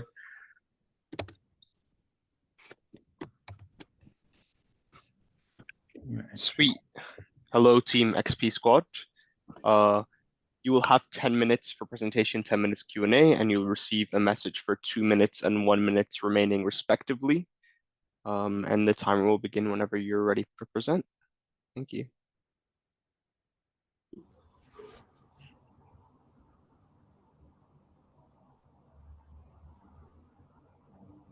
Hi everyone, we're the XP Squad, and our proposal focuses on enhancing the customer experience so that MYOB can thrive in this digital age.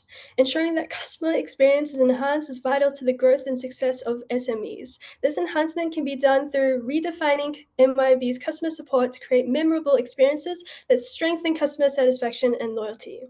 Accounting and other business management activities can sometimes be considered mundane and repetitive. Currently, MYOB has very limited interactive elements, which has the potential to be made more engaging.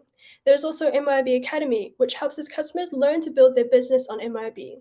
There is limited incentive to complete these and an opportunity to make them more entertaining and exciting. Sorry, Fiona, I'm just going to interrupt you just for 1 second. Has anyone else got DaVinci across their screen? Oh, jokes. What, is that better? No. Sorry. Is it just me, or It's fine for me. I'm seeing I'm just seeing the gallery and then the. Yep. No, it's fixed itself. Fixed. It's fixed. Yeah, thank you. Sorry. Yeah.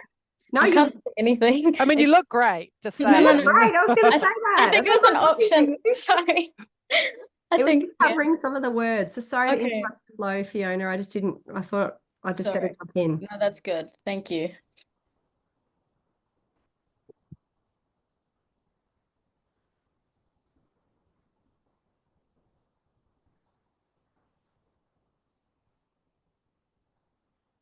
I've lost your flow. Awesome. Sorry. We'll add a Sorry. minute to the timer, Omar, please. Wait, sorry. Yes, I've already paused. Can you Yes. start Thank again? you. No, I think that's all good. Sweet. Sweet. So our solution involves enhancing user experience through gamification. And there are 3 main aspects: a points and reward system, a leaderboard system, and a check-in feature, which will be discussed in more detail later on. These help create a sense of achievement, competition, and progress. It's been shown that gamification can result in a 47% increase in customer engagement. Receiving rewards for accomplishing goals helps create satisfaction and motivation for the customer. Implementing game elements and interactivity helps create a more exciting and personalized relationship between the customers and the brand, with gamification shown to produce about a 22% increase in brand loyalty. The interactive elements make learning and using MYOB more enjoyable, helping to reduce the learning curve and increase user engagement. Users can stay motivated through the recognition of their efforts, turning routine tasks into compelling challenges. Engaging users through gamification can foster a stronger emotional connection to the brand, enhancing customer satisfaction and loyalty. So overall, through this gamified user experience, business management can become an engaging, empowering, and rewarding journey.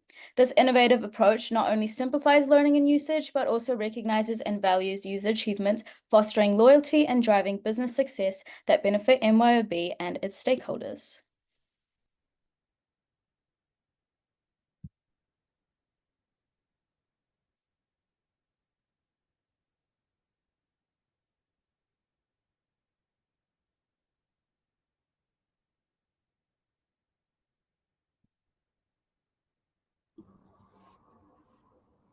Ravneet. I think she might have some connectivity. Okay. To ensure our gamification strategy success, we need to address a few key risks. First, we have user adoption. Users might not engage with new features, sorry. Our revenue relies on the subscription model, targeting SMEs and individual learners like accountants. By enhancing user engagement and loyalty, we aim to increase subscription renewals. Users earn points to access exclusive workshops and beta features, effectively capturing value. For value creation, we include increasing user engagement and enhancing customer satisfaction and loyalty, aiming to provide a gamified learning experience, showcase users' achievements with LinkedIn badges, and encourage healthy competition through leaderboards and activity streaks. To deliver value, we will engage users through digital platforms, email campaigns, and social media. Key activities involve system development, user education, and continuous improvement.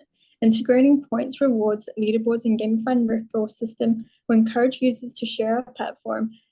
Our business model enhances user loyalty and satisfaction through structured points and rewards, leaderboards, and activity tracking. This approach not only boosts retention, but also drives growth for MYOB.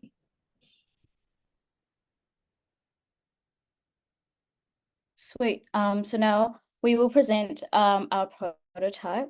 Now just to check it shares. Sweet. Is that showing for everyone? Awesome. Sweet. So our gamification feature will be integrated within both MYOB and MYOB Academy. Firstly, we'll present its integration with MYOB. So the customer will first sign in as usual. And then we have our dashboard where it displays the rewards we have accumulated according to the measures displayed in this section for having good value / high percentages, such as for how accurately or promptly activities have been completed. There's also a leaderboard which takes into account these measures and calculates an overall percentage or ranking. Those who rank highly in the MYOB leaderboards will be featured in MYOB's newsletter, increasing their brand visibility.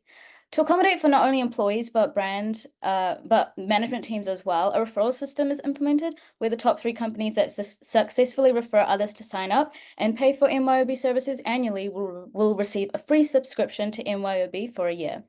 Additionally, those who refer 5 successful signups will gain exclusive access to MYOB beta products, with more referrals granting access to further exclusive products. We'll now present the gamification feature integrated with MYOB Academy. So as usual, the customer would log in. They would then select the intended MYOB course that they'd like to expand their knowledge on. So this will be lesson 1, and now we'll fast forward to the last lesson where a quiz is presented, and after correctly answering it, the user receives XP that contributes to the points and reward system and influences their ranking on the leaderboard. After completing a specific set of courses dedicated to a topic, the users will have the opportunity to earn LinkedIn badges that they're then able to display on their social page. So overall, users can earn points by completing modules and quizzes on their courses, which can be redeemed for rewards available in a dedicated rewards catalog. These rewards include opportunities for tailored exclusive workshops, such as specific advice on business management and how to utilize MYOB, and LinkedIn badges to showcase skills. A progress tracker will allow, I'm not sure if you can see it. What's it? Oh yeah, there. Progress tracker will allow users to visually monitor their learning journey in real time and encourage goal setting. The leaderboard recognizes achievements across different modules and levels, which helps promote healthy competition, motivates users to excel in their learning journey. A check-in feature has also been added to motivate users to continue learning and using the platform. Last but not least, we do understand that some users may not want to engage with the gamification feature, so in settings, we have included an option where they have the ability to turn it on or off and switch between modes. So that is the prototype, and now I will pass on to Fiona to talk about the architectural design. Yep, to integrate this gamification feature with the MYOB Academy website and software, we will design and create a structured database to store user profiles, activity logs, points tracking, and rewards management. Next, we'll develop REST APIs using Django. These APIs will manage points tracking, handle rewards distribution, and update leaderboards, supporting essential CRUD operations. We'll create MYOB's APIs to synchronize data seamlessly. Additionally, we'll connect with third-party APIs such as LinkedIn to issue badges for user achievements. Our deployment strategy involves using Azure to ensure scalability and availability. We will deploy PostgreSQL to manage increasing data volumes and user interactions effectively. Rigorous testing of APIs and database interactions will be conducted to ensure functionality and optimize performance. We will focus on delivering a responsive and efficient system for managing gamification features. So MYOB can promote this new feature via social media by regularly posting updates and highlights regarding the gamification features on their social media channels, such as LinkedIn, X, Instagram, and Facebook. They could also celebrate their user achievements by sharing their success stories and milestones on their blog, which would encourage others to also engage with the gamified elements.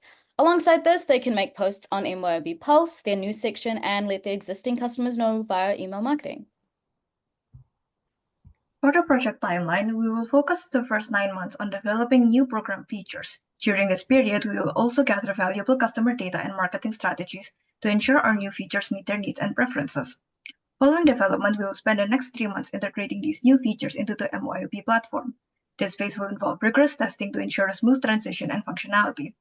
Once implemented, we will enter a 1-year trial period. During this time, we'll actively seek feedback from our customers to understand their experiences and identify areas for improvement. Based on the feedback received, we will spend the following 6 months optimizing the program.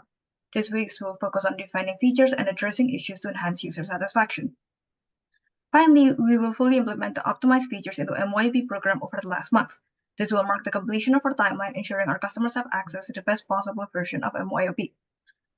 For the financial modeling, the initial plan includes a development, integration, and marketing cost of $1.5 million. Post-integration, we must account for continued maintenance and developments.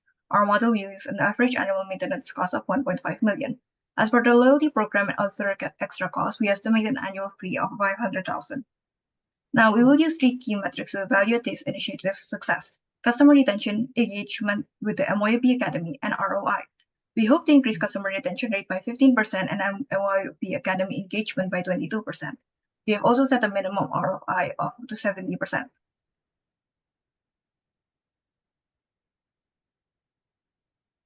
Are you on mute, Revney? To address we have user adoption, where users might not engage with new features, so we have to conduct beta testing, gather feedback, and provide engaging tutorials to boost adoption. To account for the fact that some users may not want to engage with the gamification features, this could be made an option where they could switch between modes by either turning it off or on. And then next we have technical reliability. Bugs or downtime could impact user experience. We'll implement rigorous testing, phase rollouts, and maintain a robust support team for stability and trust. Finally, this cost management. Reward and support costs could exceed projections. We'll have to monitor expenses closely, adjust rewards as needed, and prioritize sustainable options and manage costs effectively. To maintain effectiveness of our gamification strategy, we need to recommend regular updates and new tasks, rewards, and seasonal events to keep the system fresh, incorporating features and rewards that encourage utilizing the company's other products. Partnering with educational content providers, tech firms, and marketing partners will help us offer valuable courses, leverage new gamification technologies, and promote features effectively. Expanding reward options by collaborating with popular brands for exclusive discounts and benefits will keep users excited and engaged. Thank you, team. Time is now over. Thank you.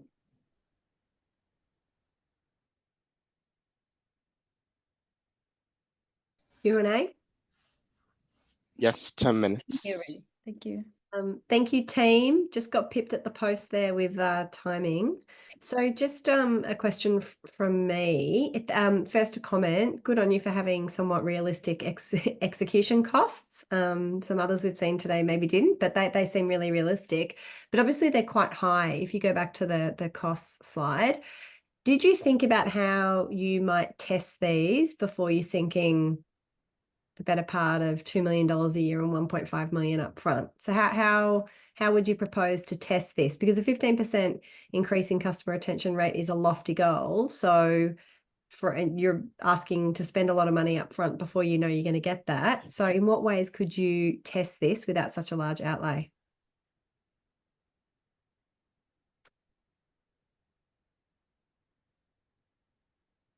Yep. So one of the ways we can test this is by doing feedback first, I suppose, by asking their customers and sending out reports on whether they'd be interested in these kinds of new additions and features. It will be an easier and more cost-effective way of gathering data, because of course we are going to focus on what the customer wants, and if response is negative, I suppose it would be best to reconsider some things. Yeah. Thank you. You acknowledged that some customers wouldn't like it, like you had the turning off of gamification option. Does your business case include an assumption about how many customers would turn it off and therefore you wouldn't get the retention benefit on? So our current assumptions are that I'm sorry, could you repeat that? So obviously you had on an earlier page that the option, which I liked, to turn off the gamification, because some customers are very serious and wouldn't like that. But does your business case, like, what's the assumption you've made in your business case about the percentage of customers who would turn it off? So for the business case, of course, with the leaderboards, especially for the MYOB itself, it is giving out your data. So it is a risk of, like, you're putting out your financial data out there. So of course there are some businesses who will be reluctant to take it on. But one of the things we're considering is that for one of the future developments that we weren't able to discuss, unfortunately, was how eventually with time this could actually be a new standardized way for SMEs to compare themselves to each other. Because of course for SMEs, they don't really need to take their financial data out there. They don't need to do audits and they don't need to do all that. So it may be difficult for banks and other financial institutions to say, hey, this might be a good business to give loans out to. And so if there are enough people who do take the check, eventually this might grow into like an S&P 500 for small businesses. Yes, there is the worry of security risk and such, but planning for the long game and for the distant future, we're thinking of building a community slowly but surely. So the 2-year timeline with the beta test is to check on how many would be interested in such things and whether that data can slowly grow over time. Okay. And then final question for me, what consideration did you give to data privacy, security, etc., if people were sharing their data more publicly? Yeah, so for the data security, of course, you can always opt not to do it. And that's why we have such a long trial period. We have an entire year to trial period and to ensure that it is robust. And that's also the reason for the high cost. We do want to make sure that it is safe. Yeah. Okay, thank you. Thank you. I maybe follow up a question based on something that Emma asked then. So the survey that you had, I think it was on your first or second slide, that said like 47% of customers or you saw a 47% increase in customer engagement. That was the one, and then 22% increase in brand loyalty. Do you happen to know over what kind of businesses or customers that's for? Because I wonder if that's in the general case, or is that for? Do you know if that's for particular types of businesses? Where is gamification particularly effective, and are there other areas where maybe it's less so? Yeah, so the 47% is general, and gamification is more often seen in retail, but that's also the reason why we think it's a good idea to introduce this to MYOB, because it's not very common for other companies other than retail companies to do so. And I think in slide 26, we have some numbers to show that. So the current global gamification market is valued at around 11.94 billion. And by 2025, the global gamification sales revenue is estimated to reach 32 billion. So it is a very big market. And I think we have more statistics in either slide 24 or slide 25.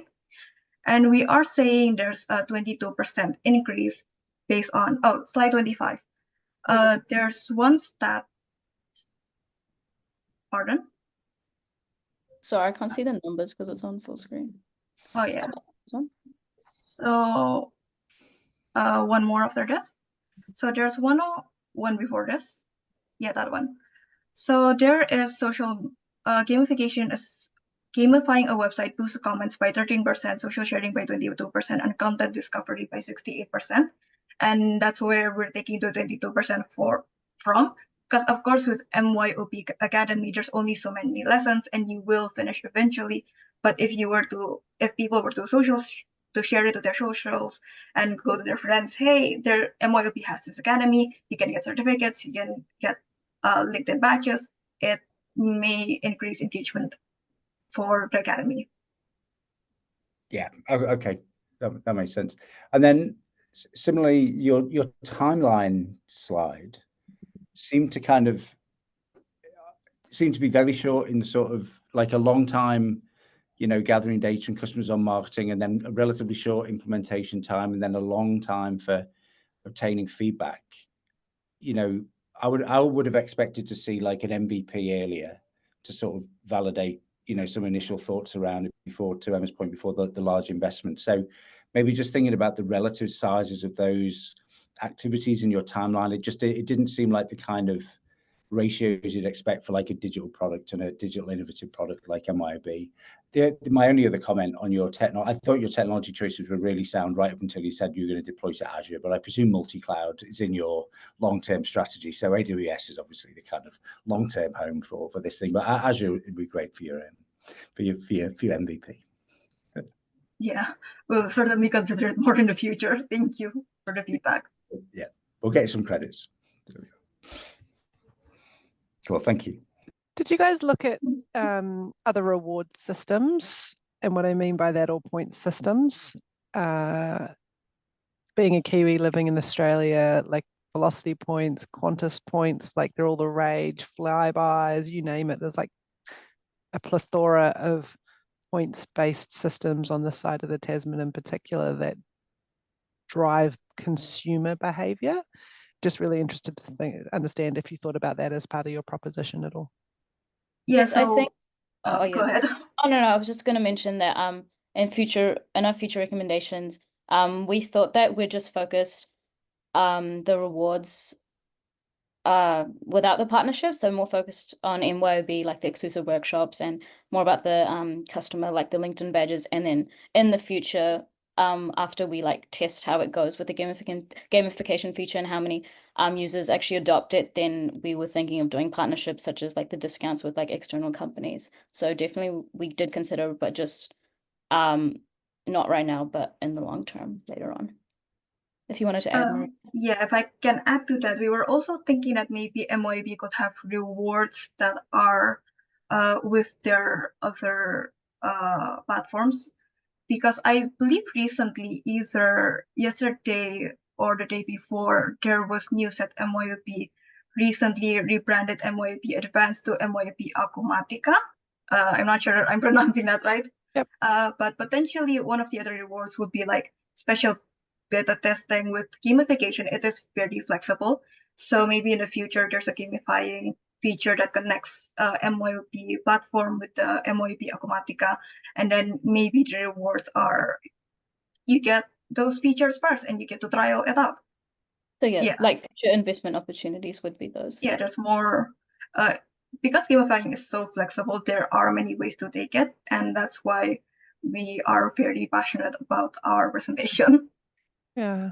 And what's, if you had, you're sitting at a barbecue talking to, I'm running a small business, a cafe or a kind of dairy in New Zealand, like what's the why in it? What's the kind of 2-second sales pitch as to why I should invest my kind of discretionary time? I'm exhausted from running my dairy or, cafe.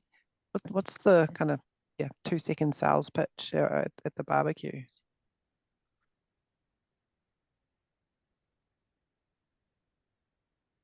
MYOB is easy to use and fun. Not MYOB, the gamification, the kind of the points and the rewards and the invest, like is it because what we're asking people to do is kind of get in there and spend more discretionary time for an external brand or an external manifestation of that, right? Either through a LinkedIn badge that we're going to want this cafe owner or dairy to desire. It's kind of more the what is it? Is it it's the profile they get and the manner or the kudos that they receive or feel through putting that badge on LinkedIn or in their store window, or the discount on the kind of MYOB subscription they get if they've done all the kind of training. I think they would have some sort of pride if they were on top of the leaderboard, like the best out of all these businesses. Yep. I think they'd really like that. Yep. Yeah. So I guess go ahead. You go. Something like if you are currently feeling like your tasks at work are quite repetitive and mundane, we suggest that you try out the MYOB's gamification feature to feel a sense of achievement, competition, and progress, something like that. I guess if it's like a 1-sentence thing. Yeah. Yep. Awesome. Maria. Awesome. Thank you. Caro, the answer is we're old. We don't get it. Because mobile phones, we were 30 when social media came around, and we don't need the external validation, but maybe younger business owners do. They're just being too polite to say Thanks, that. Emma. Thanks, Emma. I dye my greys. They don't exist. Thanks, team. That was super. The passion came through. Awesome. Yeah. Thank you. Awesome. Sweet. Thank you very much for your questions. Thank you. Thanks. Thank you. Thanks, team.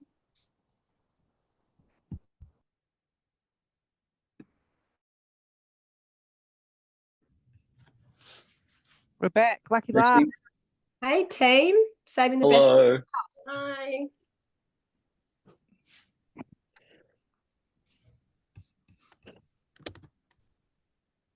Can everyone see my screen and hear me?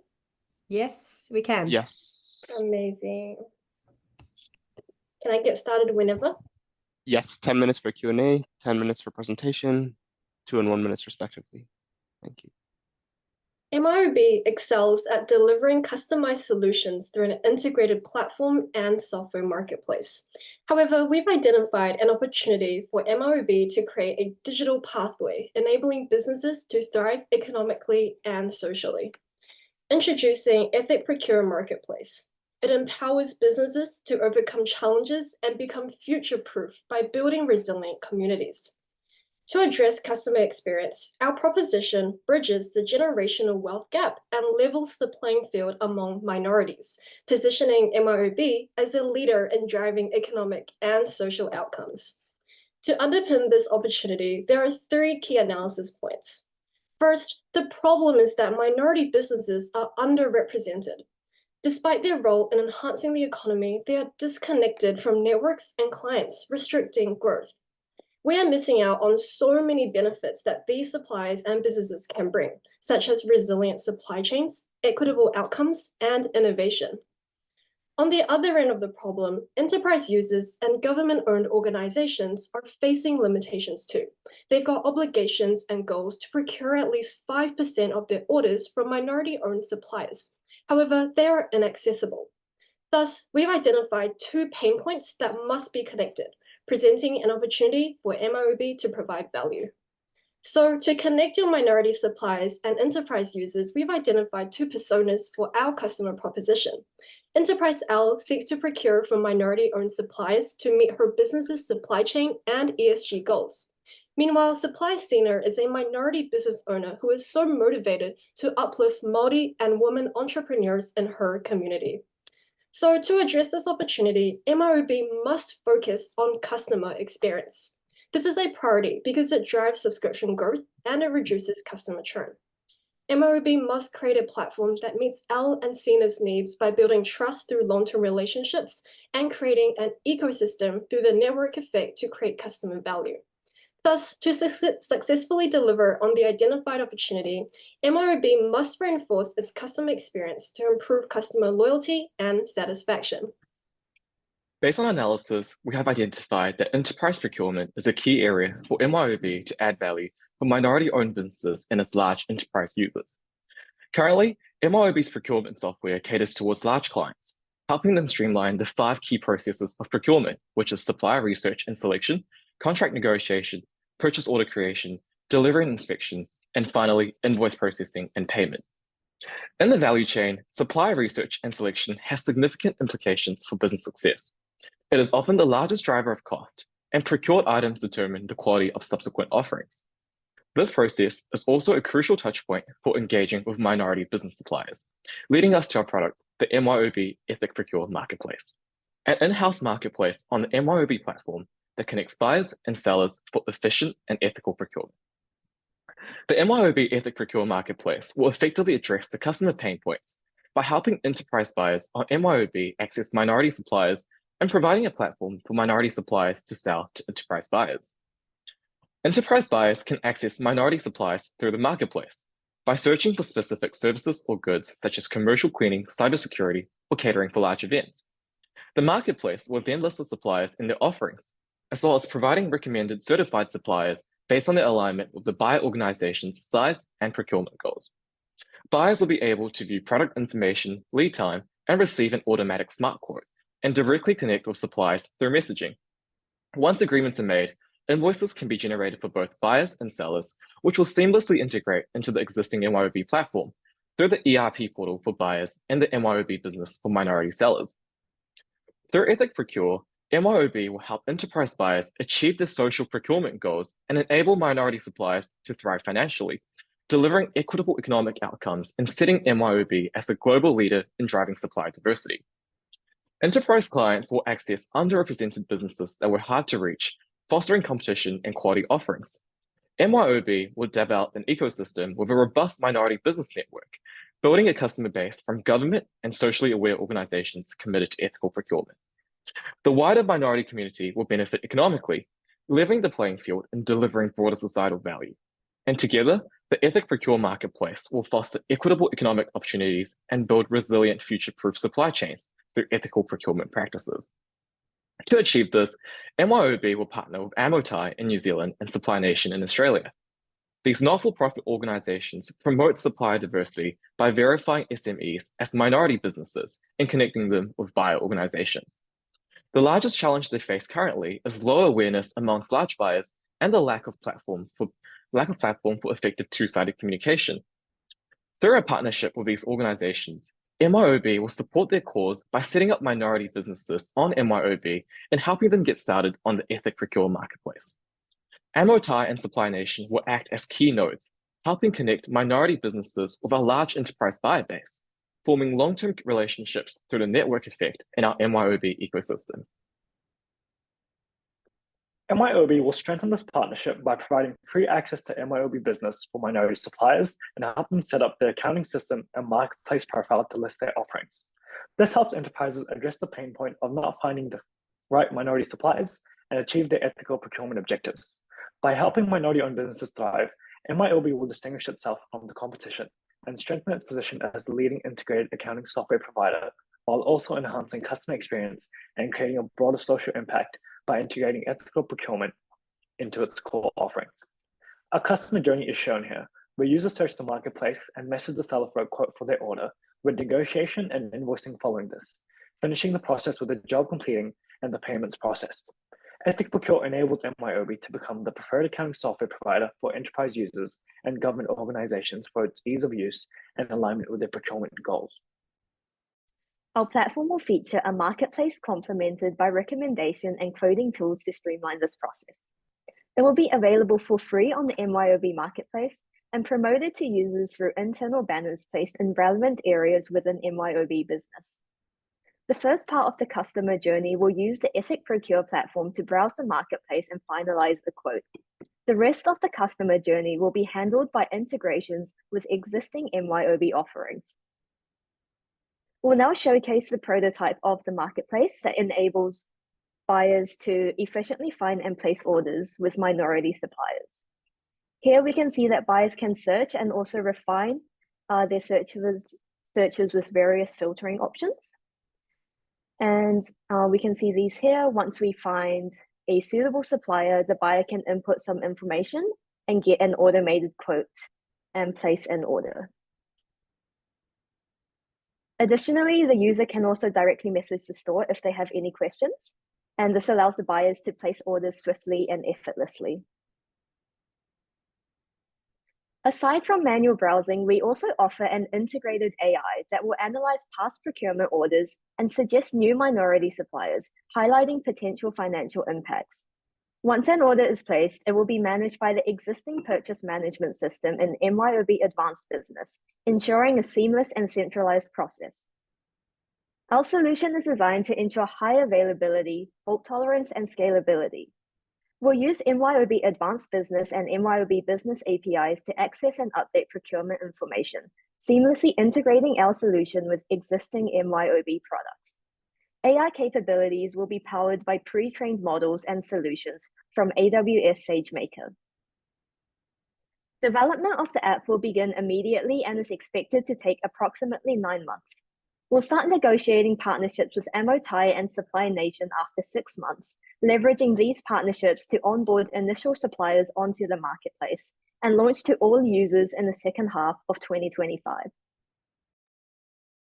Through the MYOB Ethic Procure marketplace solution, MYOB will consolidate its position as the world's leading integrated accounting service provider. At the same time, it will deliver broader value by encouraging the participation of underrepresented groups in business, advocating for social equity and enhancing value for its clients. Key success metrics for the solutions include the percentage increase in spending through minority-owned suppliers, the cumulative income directed to these businesses, and the number of minority-owned businesses using the Ethic Procure marketplace platform. Through Ethic Procure, MYOB can expect 13,335 minority-owned businesses to be registered on the platform. This includes 2,835 businesses from partnerships with Amotai and Supply Nation, assuming 45% acquisition from their 6,300 businesses, and 10,500 from MYOB's existing 1.2 million clients, where 2.5% are minority-owned SMEs. This strategy sets the stage for continued growth and increased participation in the marketplace. Ethic Procure will direct an additional $758 million in revenue to minority-owned businesses with the marketplace. The expected growth from Ethic Procure is 22.5% for small businesses, 33.5% for medium businesses, and 21.8% for large businesses. While MYOB already benefits from the growth in enterprise and SME users, MYOB could look into taking 1% commission on transactions from the Ethic Procure marketplace, but may refrain from it to maximize the social impact it delivers for its clients and the wider society. That brings us to the end of our presentation. Thank you for listening, and we are now open to any questions.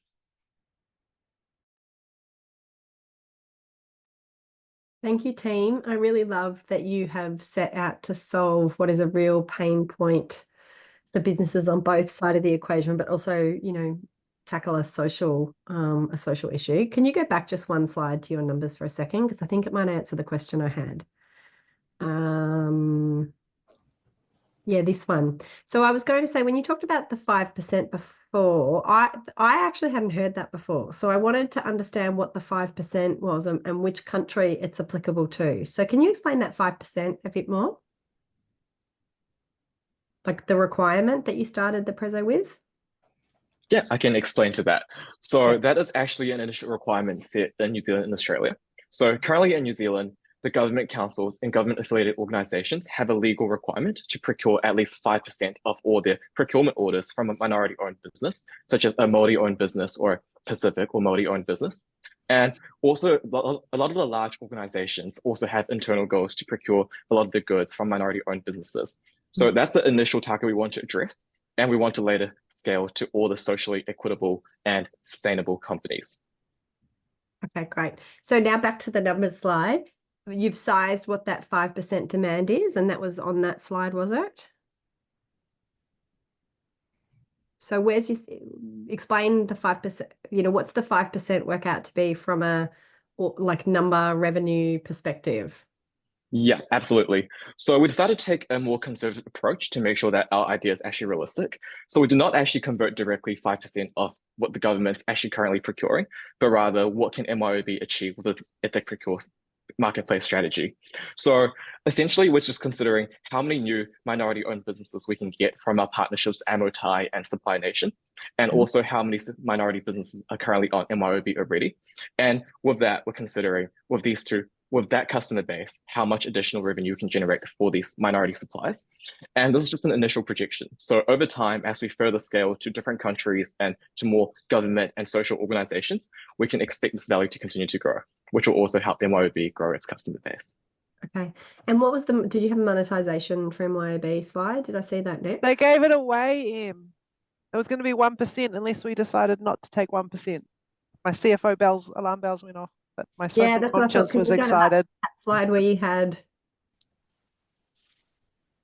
you mentioned the 1%, where was that mentioned?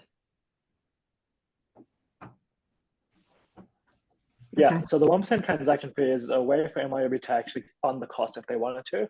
However, the goal with the strategy was really to deliver social equity and deliver good with the minority-owned SMEs rather than focusing on directly profit or revenue.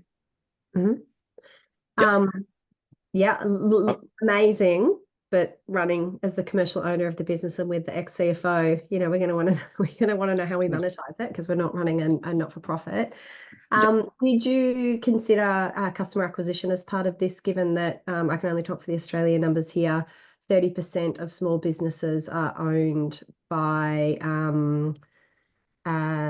first generation, like migrants. And does the minority, and when you say minority, does that only relate to like Aboriginal and Torres Strait Islanders in Australia and Maori in New Zealand, or is minority anyone who's not, like anyone who's new to the country? Yeah, I can answer to your few parts of your question. So first, to understand the monetization part, we understand that for a successful organization like MYOB, being profitable is not the only goal. And they also have a strong social cause and they want to deliver some social good for society. And we identified that with the solution, we're attracting more minority-owned businesses onto our platform. And this will in turn attract more enterprise and large organizations and government organizations onto our platform as well. So this is more about improving the customer experience, increasing the customers on our platform, and also reducing the churn. So that is one of the strategies to increase our profit. But you've not... Have you modeled that though? Where are those numbers? Because I think that's the miss for me. Fine, you can do this and it does good, but if it attracts more of the business owners who, like, if it helps with customer acquisition, either in enterprise or small business, then that's incredibly powerful. But you haven't modeled that out. Yes, absolutely. So we decided to take a more conservative approach right now in our modeling, and we can expect this to only grow from here onwards. And the reason we decided to take 1% is that we noticed that most of the procurement marketplace takes usually a cut between 6% to 18%. And because we're trying to deliver a social good and increase the number of users on our platform, we decided to keep the rate around 1% to 2% to actually just to recover the cost and making sure that we run sustainably for our platform. And to answer your second question about minority business owners, we decided to initially start with the minorities, like ethnic minorities, like Māoris or First Nation business owners. We also recognize that in many overseas countries like the United States, where the system's more developed, they always have a lot more programs in place to support female business owners, veteran business owners, and disabled business owners. So these are the communities we want to expand to as we scale our business later on.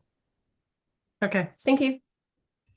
I love this, and this is particularly tied to our values from an MYOB perspective being uniquely Australia and New Zealand centric, not like kind of horrible global businesses like Xero. So this ties really well into our kind of purpose. And I guess my question is a couple-fold. Marketplaces perform really well when you've got supply and demand, and it usually, as a consequence, is a kind of winner-takes-all model. Think Trade Me in New Zealand or car sales in Australia.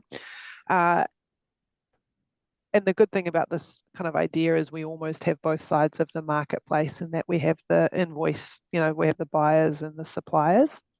How have you thought about that kind of, I guess, the virtuous marketplace flywheel of continuing to attract?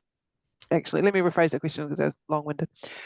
The challenge with this is going to be SKU identification. So you typed in wood, for example, in your search bar.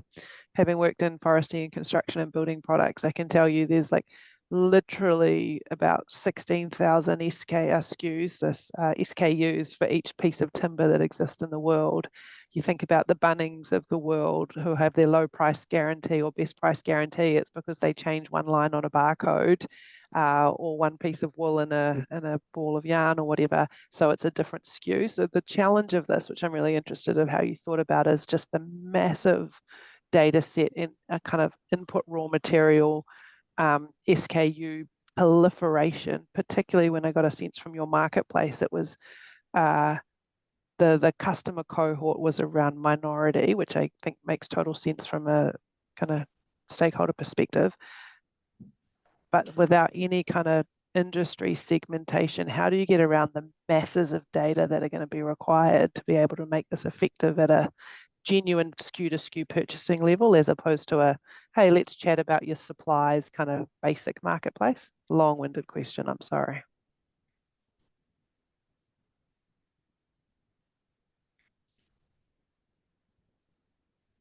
Yeah, I can answer to the first part of your question. First, you mentioned about how the marketplace is typically a winner-takes-all market. So first of all, we have identified that there's currently a pain point for both the suppliers and the buyers for minority supplier diversity. And the current market leaders running this are not-for-profit organizations. So their goal is to actually increase the reach for the suppliers and also help them connect to enterprise buyers. So we're creating a mutually beneficial relationship by establishing this marketplace and working with the current market leaders to ensure we are the market leader in the future in this industry.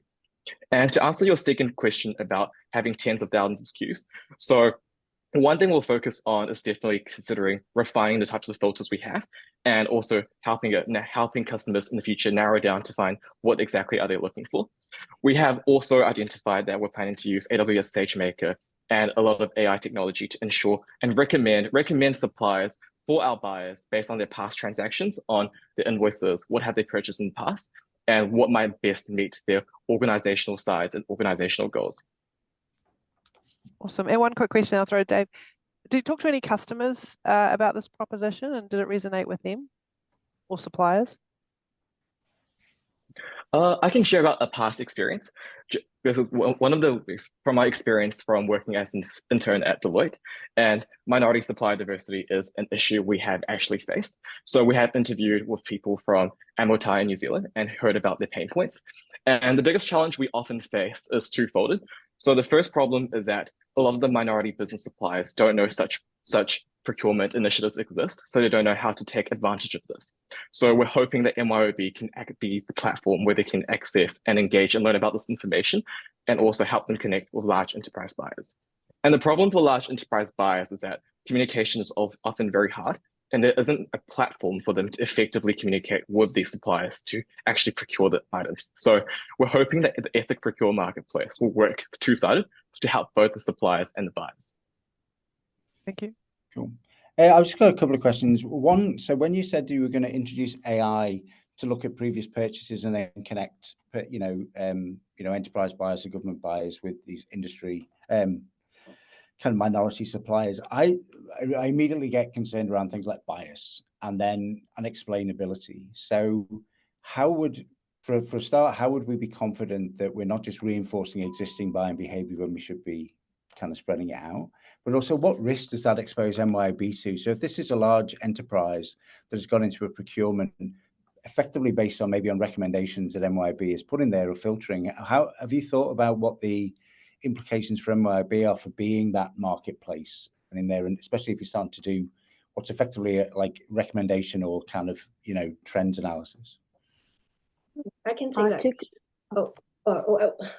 So I can address half of that question when you mentioned about bias. So we did actually consider it as one of the risks, especially when we're working with Indigenous and minority suppliers. A huge equity concern can come up with with normal buying behavior. So to avoid that, we do want to establish feedback mechanisms and ensure that we can raise concerns that are already happening in the community. And another important part is related to supplier resources. So we think it's really important to also become not only a facilitator between large enterprise buyers and suppliers, but also become a connection between suppliers and other suppliers. We want to really foster that community beyond just economic gains, but social gains as well.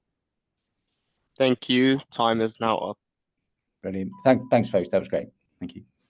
Thank you, Yeah. team. Well done, team. Very Really cool. well thought out. Yeah.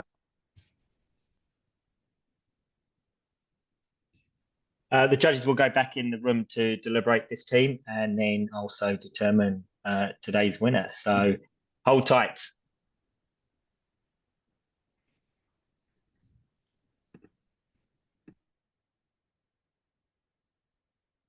Sweet. Welcome back, everyone. If everyone could turn their cameras on so we can take a group photo.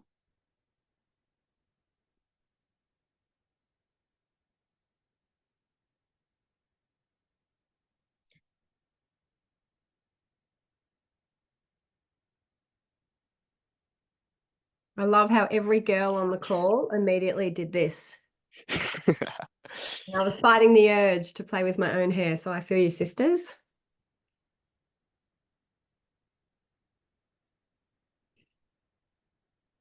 Sweet. Smile in 3, 2, 1. Sweet. The photo has been taken. Next, we'll go judge by judge. We have 3 judges today, and Emma will start us off going through 3rd place, and then we'll have Dave go next, going through 2nd place, and Caroline go last, going through 1st place. All of them will give overall feedback on everyone that participated today. So thank you to the judges, and Emma, would you like to kick it off? Yeah, no problems. Firstly, thank you again. What an amazing experience and a fantastic way to spend a few hours today. Feeling really confident about the future of business in our countries with you smart guys at the helm in a few years.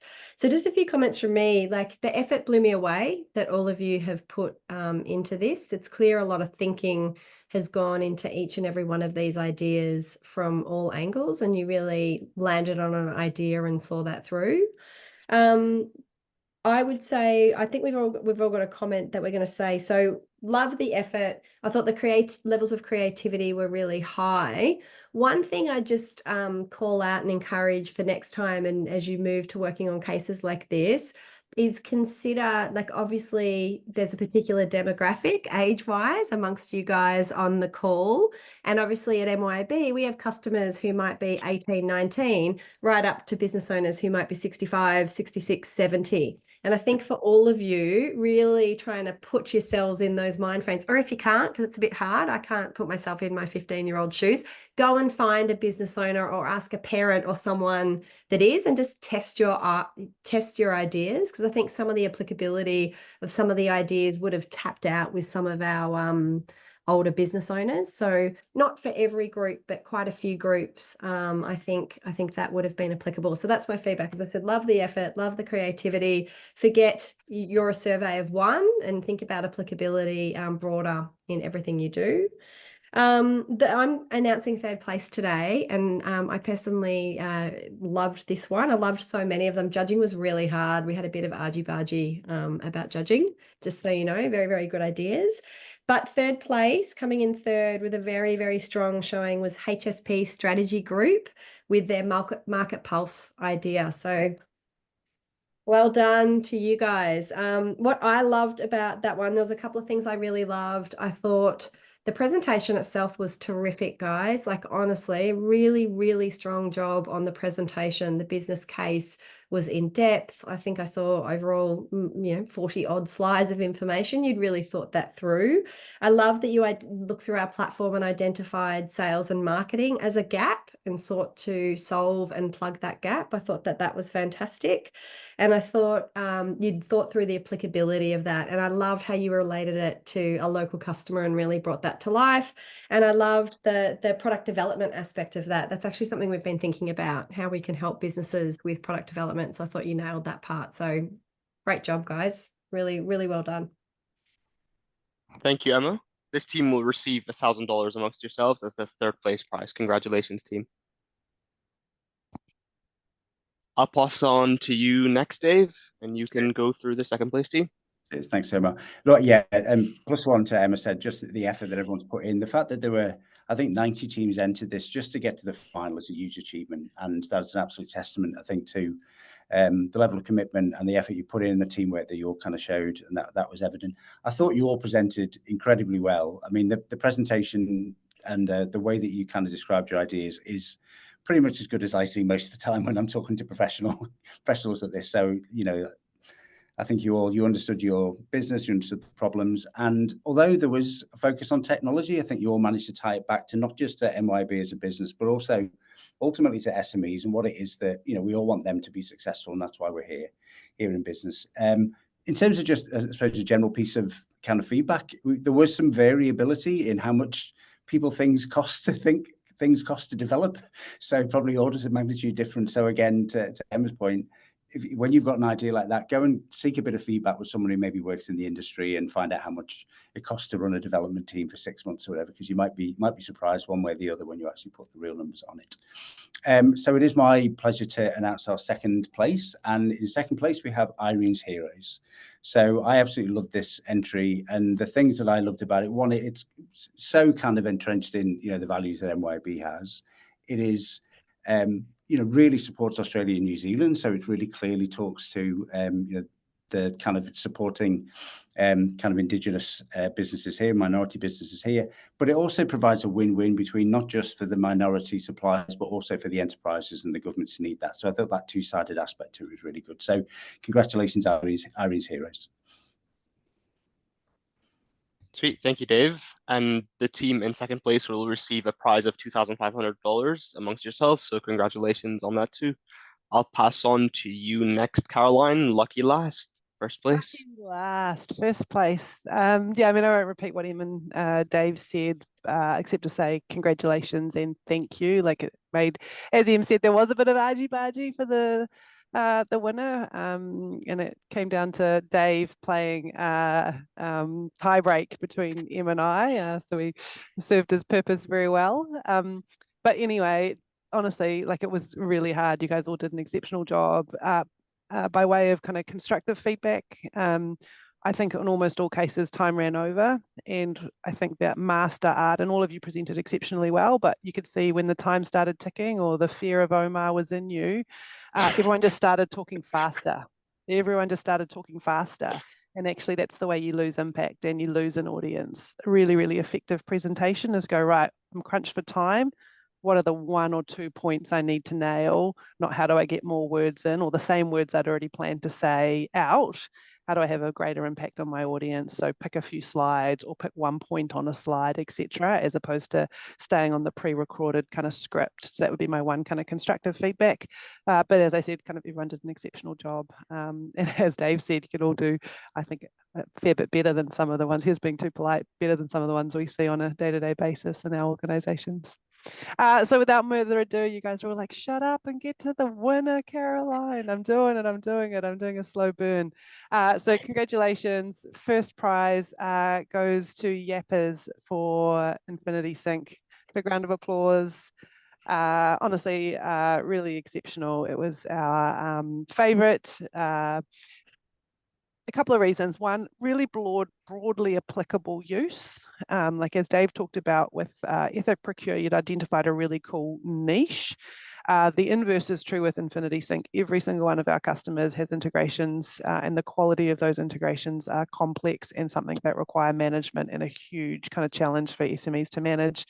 And actually you went further than just identifying kind of integrations and actually came up with some really interesting ways to solve automation of workflows. And that is the biggest bugbear many of our SMEs have. And we love that you went far as to kind of think about that invoicing workflow and thinking about how that could be automated, because that's what we kind of at MYOB wake up to do, is try and find ways to make the lives of our customers easier by automating things and making things easier for them. So it was kind of right in the sweet spot of all that we try to do. So congratulations, team. Really well deserved first place, and thank you. Thank you so much. And is this the point, Shaylin, where I get to make my pitch for how good an employer MYOB is and say to all these incredibly smart people that if, you know, job in technology is what you're after, to please let us know? Or am I not supposed to do that? No, yes, please do. Please do. Please do. Right. In all seriousness, super impressive. So, you know a little bit about our business now. If any of you go, geez, that's a place I'd be interested in working at, please do, via the contacts here, let us know, because yeah, we'd love to bring a bunch of smart people like yourselves in, and we can certainly have some chats and find out what you want to do, and put you in touch with our talent teams if we have appropriate roles, because super impressive. Agree. Don't go work for AWS. I'm outnumbered here, so I'm not going to make the case. AWS is a pretty great place to work too. They've got alcohol. I was in their Sydney office last week. Emma, what are you doing? Alcoholic iced tea on tap. I was like, is this appropriate to drink at 10 a.m? Apparently not. We don't have alcoholic iced tea, but we're pretty good. Never until afternoon. That's a very, very strict rule. In all seriousness, guys, thank you. It was lovely to meet you all, and thanks for having me today. Sweet. I'll start from here. I'll start by thanking all the judges. Thank you so much, Emma, Dave, and Caroline. It means a lot, I'm sure, to everyone here today that you took the time out of your work today to watch their presentations, give them feedback, listen, and judge them. So it means a lot. So thank you very much for being here today. And then after that, thank you so much, Shaylin, for all the effort you put in throughout organizing the competition and helping us and being essentially a backbone for what we do and the relationship we have with you, ACC, over the last 10 years. It's been really good. Yeah, thank you. I'll pass on to you. Thanks. Yeah, no, just to echo that, again, a big thank you to Dave to come in as the external judge. We always want someone outside of MYOB to provide a different perspective. So really appreciate you taking the time, and to Emma and Caroline as well, taking time out of their day to provide a really awesome opportunity. And so, we've had a good couple of hundred students present to our executive team over the last 10 years. And so everyone did an amazing job. Please do use this to go on to either a career within tech and or business, or then even now you've got a taste of it, potentially setting up your own business. UACC will be in touch with everyone with regards to your prizes. So those teams that finish outside the top three, there wasn't a 4, 5, 6. You guys as well will be able to share $500 each with your teams. And yeah, any thoughts and feedback on the final from the teams, please do send that to either myself or I'm always looking to improve our offering. But yeah, that's it from me. And if the winning team can just stay on, that will be great. So we can grab a quick photo with the judges. But otherwise, we'll put this year's competition to a close. So thank you all. Thanks, guys. See you. Thanks, everybody. Fantastic. Thanks. Well done, everyone.